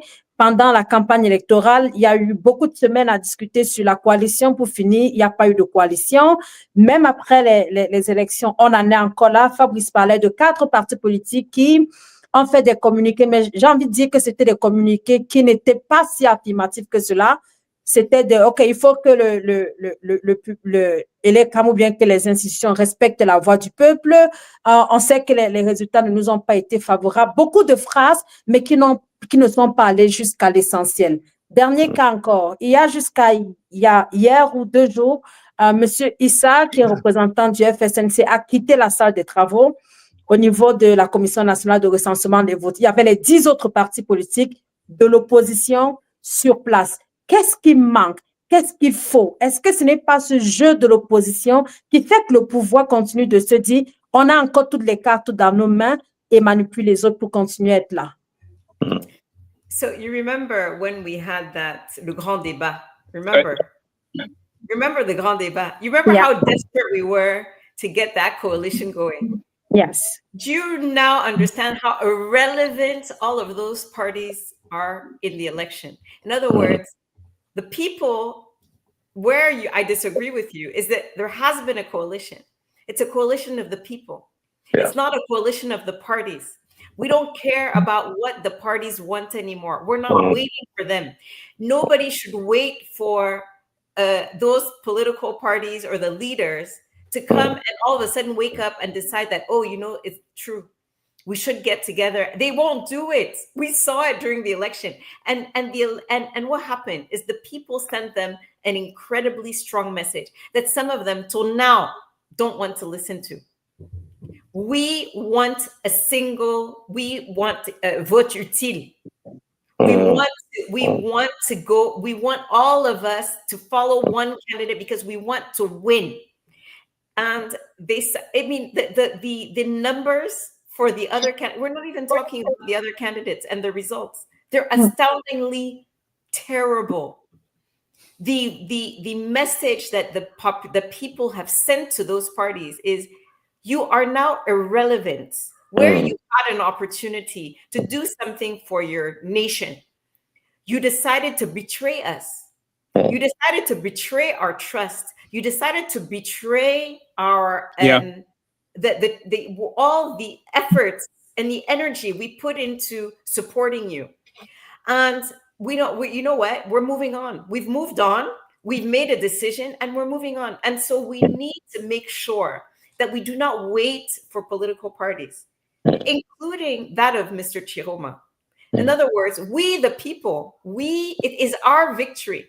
We need to decide together, and as I said, in a more closed setting, what we will do to ensure our victory. And we're not waiting for any political leader to help us. We're not looking for any of them to support us. We need to do it because it's the right thing to do. It's our destiny. They have their political calculations that they do, and they don't want to, and I don't care about them anymore. They've shown that they are irrelevant. The numbers, 0 point something percent, not even 1%, most of them. So why are we even talking about them? Why are we wasting our energy trying to convince people that they're irrelevant? So we So need that to just move on. that means we need to have some shares for the next election, for example. So that means we can't trust them anymore. I'm not talking about the next election. Okay. until we have secured this one. I'm not talking about it, right? Okay. We need to focus on securing our victory. And I don't want to hear any other conversation about any other election. We need to secure this one first. Once we have secured this victory, we can talk about everything we did right, everything we did wrong during this election, once we have power. But we need to make sure that that power that we fought for, that we actually, it's respected and that we are able to secure it.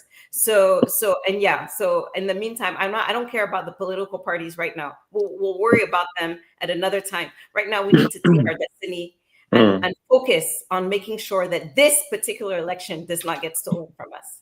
Eric Chinges, quel est votre point de vue? Comme se dit, ces partis politiques de l'opposition, finalement, on découvre leur jeu. C'est quoi leur jeu exact en ce moment-ci? C'est quoi votre opinion sur la question? Enfin, je suis très content que Rebecca ait dit ça en anglais pour que moi je puisse le dire en français. Pour tous ceux qui n'ont pas compris, nous ne comptons plus sur les partis politiques. Nous avons vu la limite de ces gens-là, leur limite. Il y a une poignée de gens qui dirigent nos partis politiques, mais qui ne savent pas. En fait, on se demande si ces gens s'intéressent à un pays qu'on appelle le Cameroun. C'est un groupe, ils n'ont pas...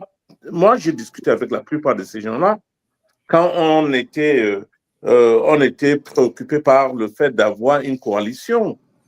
Et je me suis rendu compte qu'aucun ne s'intéressait à l'idée d'une coalition. Ils le savent.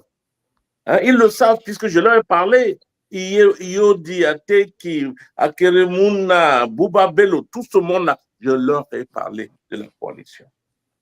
Et ça ne les intéresse nullement. Donc,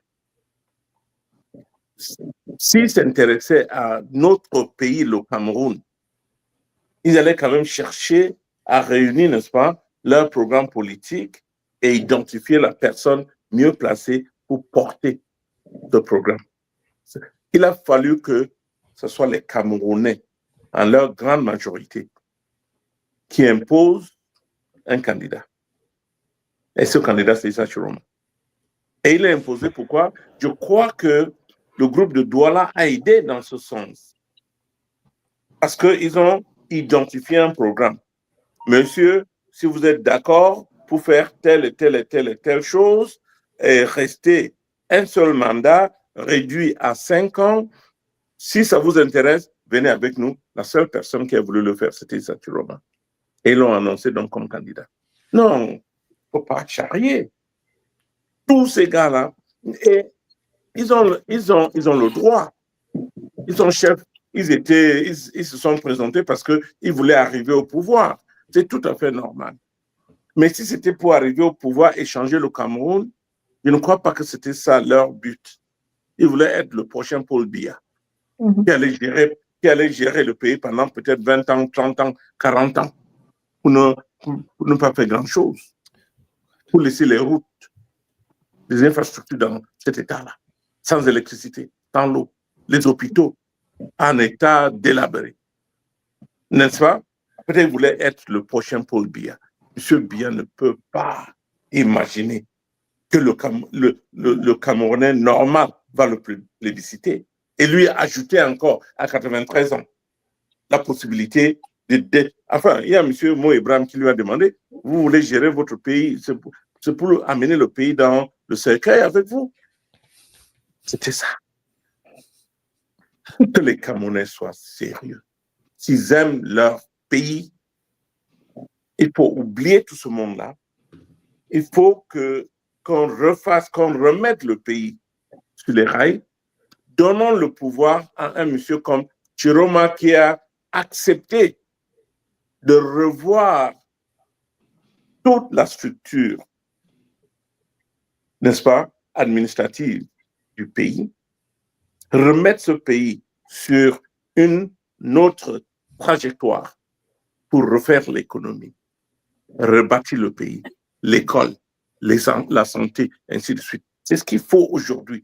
Tout Camerounais qui aime son pays doit exiger ces éléments-là. Et ça peut se faire. C'est pas si compliqué que cela. C'est pas si compliqué que cela. Okay, I don't know if Bernard has some question for Eric or Rebecca, and I'm pretty sure that I don't know if we have another guest coming. Otherwise, maybe I think it might starting to be a little bit late for Fabrice, and we have a few minutes to spend together. Yeah, I have a question for Fabrice. You were talking about the communication with you and leaders of other political parties and the lower rank members. My question is, what has come out of Constitutional Council is definitely not what Cameroonians are expecting. And when you talk to them, to the junior ranking people of those political parties, are they ready to put forces together to join Tchiroma to defend his votes? Or in fact, what is the general sentiment around you in Yaoundé? Yeah, many of the young people with whom I discuss are ready to do that, but there are a lot of institutional constraints within political parties. So not every political party is flexible. Myself, I'm a product of such experience because I quite engaged in politics as far back as 2014. So I can tell the story of what it feels like as a young person to be in a political party, and then you want to raise a point that you're seeing it clear, but they say, "Hey, young man, keep quiet. You don't yet have the appropriate, I don't know whether it's profile or age or what, that will permit you to make your opinion count." So a lot of young people suffer that in our political landscape in the country. And most of these political parties are managed by really people that are very, very autocratic. Very autocratic that once you are of a certain age bracket, your opinion don't really count, no matter how good the idea is, no matter how beautiful you present the idea. You see, so I understand what many young people who are intermediate leaders, those who are maybe managing strategic positions in the party, but not really the main figures in those parties go through. So I would say that many will definitely join if they don't see any consequence to their personal, maybe some kind of personal interest or things that might affect them by decision that their leaders can take. Because in this process, there are two kinds of interests that people evaluate, personal and collective. So there are some people whose drive for collective interest is more than the drive for personal interest, and there are others whose drive for personal interest is more than the collective interest. So me, I'm driven by the fact that I want to see Cameroon good. So most of the time I would tell the Okay, we lost Fabrice, and I want to just come in quickly here to say I've been monitoring and looking at the temperature in the comment section, and Cameroonians are more determined than what we even think. I know that we have been talking about opposition leaders working together. When the discussion was about relying on the opposition, people were hoping, and then later they said they don't even care whether the opposition comes together or not. And even when there were talks about maybe things can possibly start changing in the municipal legislatives, and as soon as Rebecca said, no, we are focused on the now, not the future, we saw how they were saying, yes, we are focused on now. We don't want to think about next year. So from the start of these discussions, we've seen young Cameroonians are already so empowered that they say that they will do everything within their power to ensure that there's power change. I will start with you, Rebecca. Would you see young people doing exactly what they want instead of listening or waiting for any expert, for any opposition party leader to lead the way? I think they have, like the elections and the way they conducted themselves, the way they followed their vote, I'm so proud of our young people and how determined they are to take their country back. So I think they've already started to I don't like the word empower, because it almost means that you're getting the power from somewhere else. Right? I think that Cameroonians, young people, have recognized that the power that they already have, and they're starting to use it. And so all we can do, us, the older generation, even though I'm old, except for Eric. Eric's my big brother. But everybody else, I think what we can do is accompany them, amplify their voice, guide if they want, give advice, like be by their side. But we're not going to be in front. Right now, we're led by the youth. We're led by the young people. And all we can do is say, okay, I'm going to stand by you. I'm going to stand by your side. What is it you want to do? We're going to help you accomplish your goals and your dreams. That's our role. Our role isn't to go and say, oh, you need to go march, or you need to, if you want to go march, we'll help you march, right? We'll help you organize your march. We'll help you, all the other things that go around the march, like organizing legal defense and things like that. But the youth, you already hold the power. You hold the power, and you have demonstrated your power like never before. And no one will ever take it away from you. And all I can do, and Eric and Mimi, and is amplify your voice and support you in taking that power back. Absolutely. Yes, Eric, you want to come in on that as well before we conclude? I just, want to reemphasize what Rebecca just said. Look, it is time to love your country again. It's time to be angry enough and deny to accept the current state of Cameroon. This is a country we all should be proud of. We call it Le Continent. We call it the continent, Africa in miniature, for a reason. If anybody doesn't know why we call it Africa in miniature, go find out. It's precisely because we've got everything the continent has to be proud of. Why aren't we proud of Cameroon? We used to be proud of Cameroon. I left that country, like Rebecca, went to the United States, and I came back. I was in a hurry to come back from my studies because we loved Cameroon. And now we're all crying for the beloved country. It's not normal. So we let the young people know that they could have a better country. It's time to say that. And time to tell all these greedy men and women who have seized and controlled the wealth of that country and want to stay there and continue to look out. Somebody was just telling us the other day, went to the home of Ayolo and saw 70 cars. 70. Give those 70 cars, Monsieur Ayolo, donnez ces voitures aux bensineurs, ils vont faire mieux avec. So, what's the point? What is this greed about? So it's time for the young people to reclaim their country. Take Cameroon back. Take back your country. And do not let a handful. There are lots of my friends in government. Rebecca and I have a lot of friends in this government. There are lots of them who will be very angry with what we are saying. But please understand that we love Cameroon more. I want to leave this world and meet God, telling him I did what I could to make that country a better place than I met it. That's what I look forward to. I don't know how much more time. I don't even know. Look, I want to go to Cameroon next week. But I don't know that, I'll be going back with pride to Cameroon. So, Mimi, I hope every young man... Eric, if I can interrupt you, please, I think yes. we should go back with pride. Not because of the infrastructure, but because of the people, right? Yeah. You can stand up so proud to see what our young people have done for us. And so really, I think, don't worry, like the infrastructure, we'll get to that. Yes, but the first thing is we can be so proud of what our people did on October 12th. No, yes, thank you. So just briefly before you conclude, Eric, there's one young man from Boya who wants to join us. Just briefly to say his mind before we conclude and end the show. Our technicians should be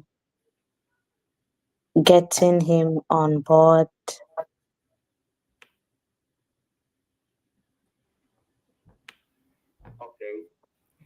Hello, Nembo. How are you? Welcome. Thank you. I'm fine. Yes. Yes. What do you have to tell us this evening, this night? Yes, it's nice. It's nice. We are listening. Yes. I've just been getting the conversations, and I just want to be informed to find out about the things like what we have to do at this point in time concerning the result, because obviously we know that they are going to be falsified, and we need to know what to do, because actually we are fed up here in Cameroon. We are really fed up. We can't just fold our arms.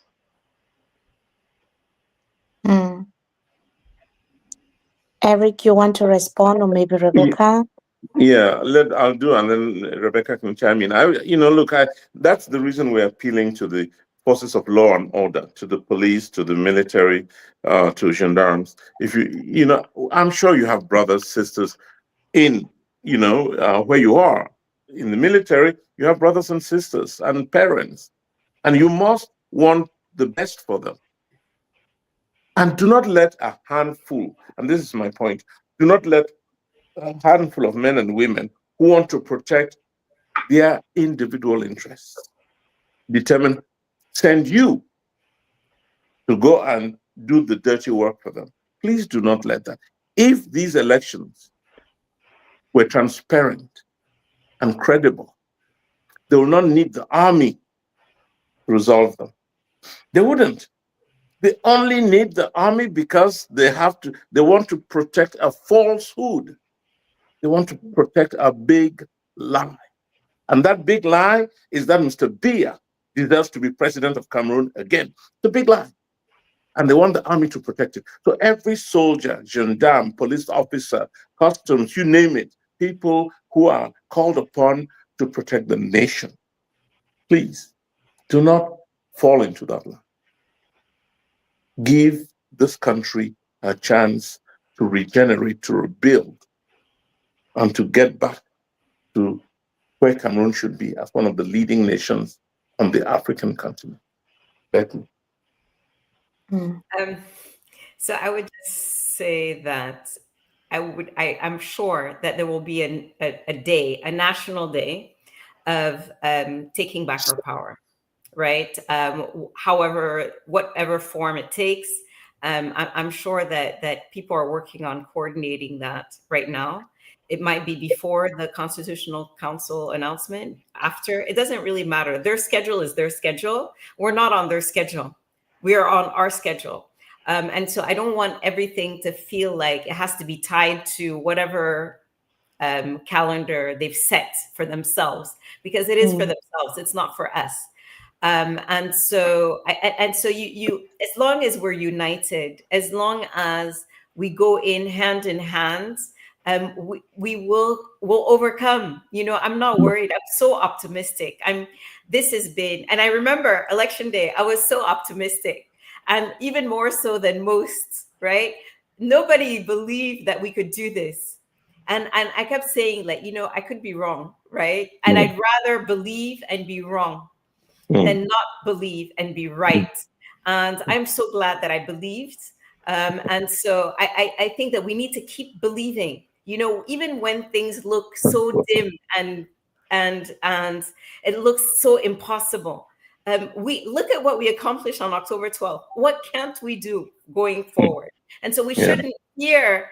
What are they going to do? What fear is a personal feeling. You decide if you want to feel that or not, right? Me, I have it. Maybe it's a natural thing. I don't get scared a lot, except for offending gods. But like I don't fear man, that much. And I don't think young people, you shouldn't be afraid, right? You have the power. Remember that you hold the power. They want to take it from you, but you have it. And so don't fear. That's the our son from Boya. Just know that you're not alone. We're all accompanying you. We will walk by you. We will stand by you. We will support you throughout this period, but you own the power. Do we have another person who wants to I don't join? think so. Mr. Ebai, how are you? Do you want to say something before we go? Yes, Mimi, thank you very much. And I want to say good evening to everybody in the studio. I just want to say some few things that are happening here in Yaoundé, especially from what we are getting from behind the scene. Like initially, they had their plan B. Their plan B was supposed to be if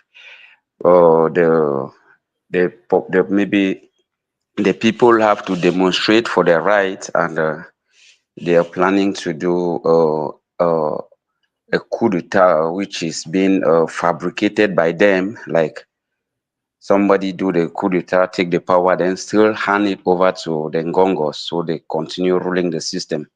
So I don't know how truthful it is, but I've gotten this news like 2 months ago, even before the elections. So I think that is what we too should be thinking of. What if this their plan B work?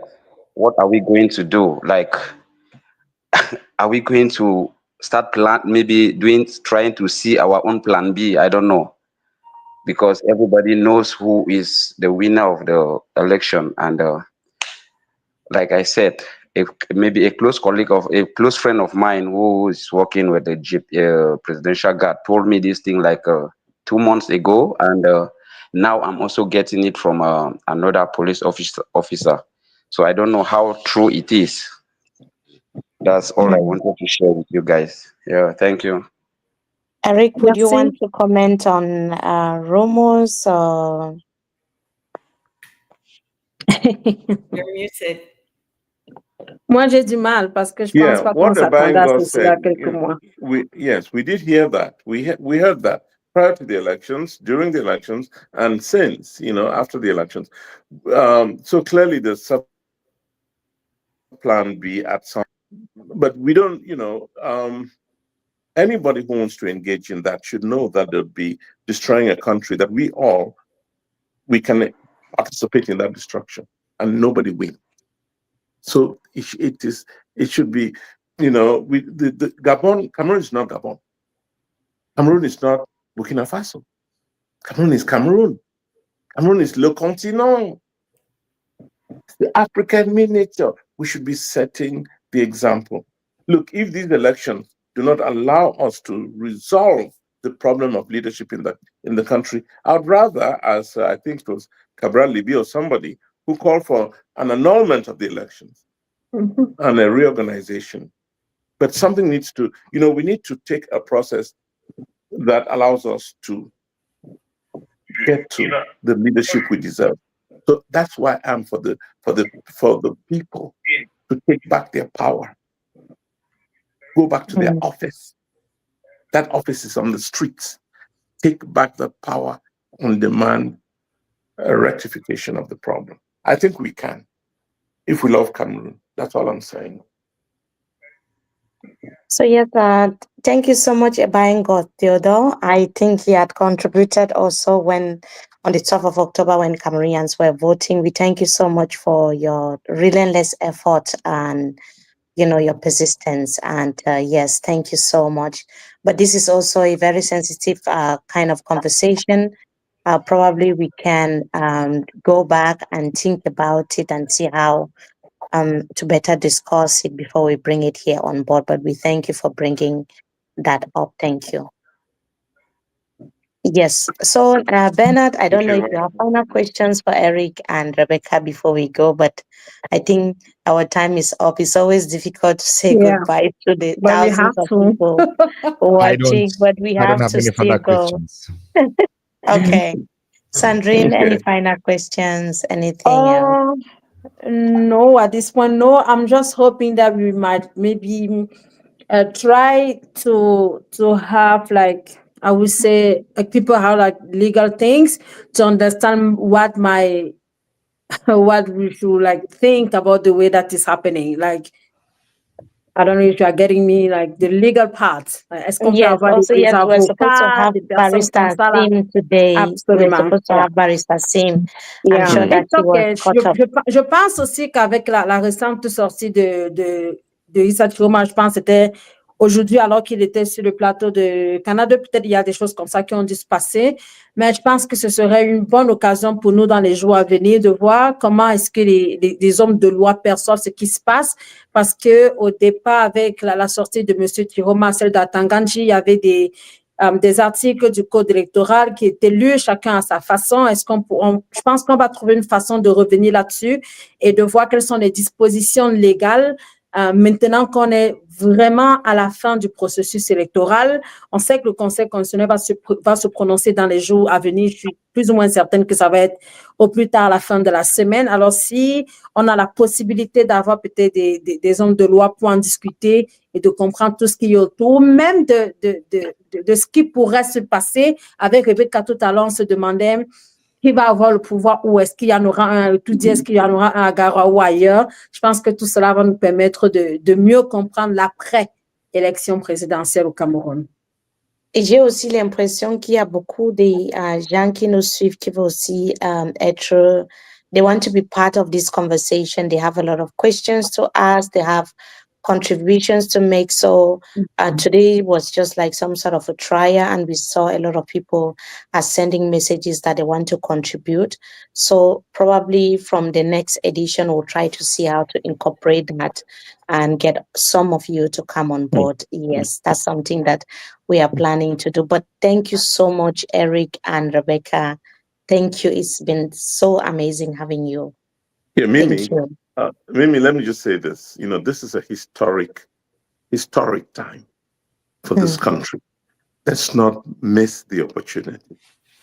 Let every Cameroonian think about the history we're making at this time to set our country right again. Let all Cameroonians think about the disaster of, let me just point out 2 or 3 things. One, for 10 years, the president did not meet with his ministers. So there was absolutely no vision for the country, no direction. Everybody did as they pleased. We've got to correct that. It has nothing to do with whether you love or hate Mr. Biya. It was just because for the last 10 years, he's been unable. If he couldn't in the last 10 years, he cannot in the next 10 or the next 7 or the next 5. So we need a change in leadership. It looks like this And device isn't registered. Sorry. until we have that change in leadership in Cameroon, let us not fool ourselves. Nothing is going to change. So I just want to say that your role, the role of Mimi Mefo Info, and all of us who are working to turn things around is critical at this time. Mimi, don't give up. And all of us, you know, Becky's with you. I know Bernard is with you. And your platforms together are reaching hundreds of thousands of Cameroonians. Let's keep that going until the end. And then hopefully that change will come. So thank you for what you're doing. Thanks, Becky. Thanks, Bernard. And Sandrine, ma petite, là, vraiment. Sandrine is another level of. I know. Yes. Yes, thank you, Rebecca. Anytime I call, she's always there to say yes, I'll be on board today. So it's kind of, refreshing and also encouraging to know that we are not alone in this. We have big brains like you coming on board to analyze and say some of the things that we cannot say. It's really encouraging, and Cameroonians, they like to listen to you because. You, Rebecca and Eric, you've got this very neutral perspectives. You've got, very objective way of looking at things, and you've been able to gain that credibility, not just in amongst Cameroonians at home, but Cameroonians abroad. The belief when they listen to you, they listen with an open mind, and in fact, the bottom line is you have a lot of credibility and a lot of people look up to you. So this time is very, very crucial for our country, and we have to keep the conversation. going, like you said. Thank you. Thank you so much. Thank you, I don't know Mimi, if for what Bernard you're has doing. Thank Yeah. you for It's all of us. It's all of us. Bernard, do you have anything to say? No, just to thank our guests who showed up today and thank Eric and Eric and Rebecca for always being there, and just to Cameroonians who are looking forward to how the next few days are going to be. Stay strong, be optimistic, and know that you have leaders that are there to guide you, accompany you, and show you the light. But you are the main actors. They are not going to lead you. They are there just to help you. So stay strong, be prepared. The days ahead are tough. They are fierce, but you are fiercer. That's right. Sandrine? Oh non, plus rien à ajouter. Comme Bernard l'a dit, on a juste besoin de rester soudés, être ensemble, continuer de faire ce que l'on a à faire. Ce n'est pas une tâche facile, mais comme Eric le dit souvent, lorsqu'on a du cœur pour ce que l'on aime, on trouve un peu de temps pour pouvoir le faire. Merci à Rebecca, merci à Eric, merci à Bernard, merci à toi, Mimi. Much Thank love. you all. Yes, thank you so much. And for Bernard said, for those who came in, the guests, it was a pleasure. And the MMI team working in the background, the production team, our producer, Jessica Kenya, who works every day to make sure this program takes place, reaches out to the guests, calls me and makes sure that we are here on time. I just want to say thank you because he's doing a tremendous job. And also Kingsley there in the background, taking care of the technical aspect of things, and also Master that everyone knows. I mean, the entire MMI team is just amazing to have you guys on board and seeing the good work that you do. Many people didn't know that we are such a big team until now, but yes, we have a fantastic team behind all of this, and I cannot stop saying thank you, everyone. So for those who are also supporting, I earlier mentioned that we have a Professor CH who supported us, and then we have Akbar 237. Please also reach out to Beyond Africa podcast. If you go to the YouTube page of Bernard Ngalim, you will see the fantastic job that he is doing. Please try to be a member as well and support him. Share and subscribe to his YouTube channel. Rebecca is also there. Please also follow her so that whenever she's having these important conversations, you'll be the first to know. Sandrine is here. I've told Sandrine that she also needs a YouTube page because Okay, we will go there. Don't as say soon as it she has loud. one, we all have to follow her. And, we have to build this community and work together because I've seen that we are so strong together. From this election, we've seen the power of unity. Let's keep that fire burning. Let's never dim that light. And good night, everyone. Thank you all so much. Good night. Bye. Bye. Bye.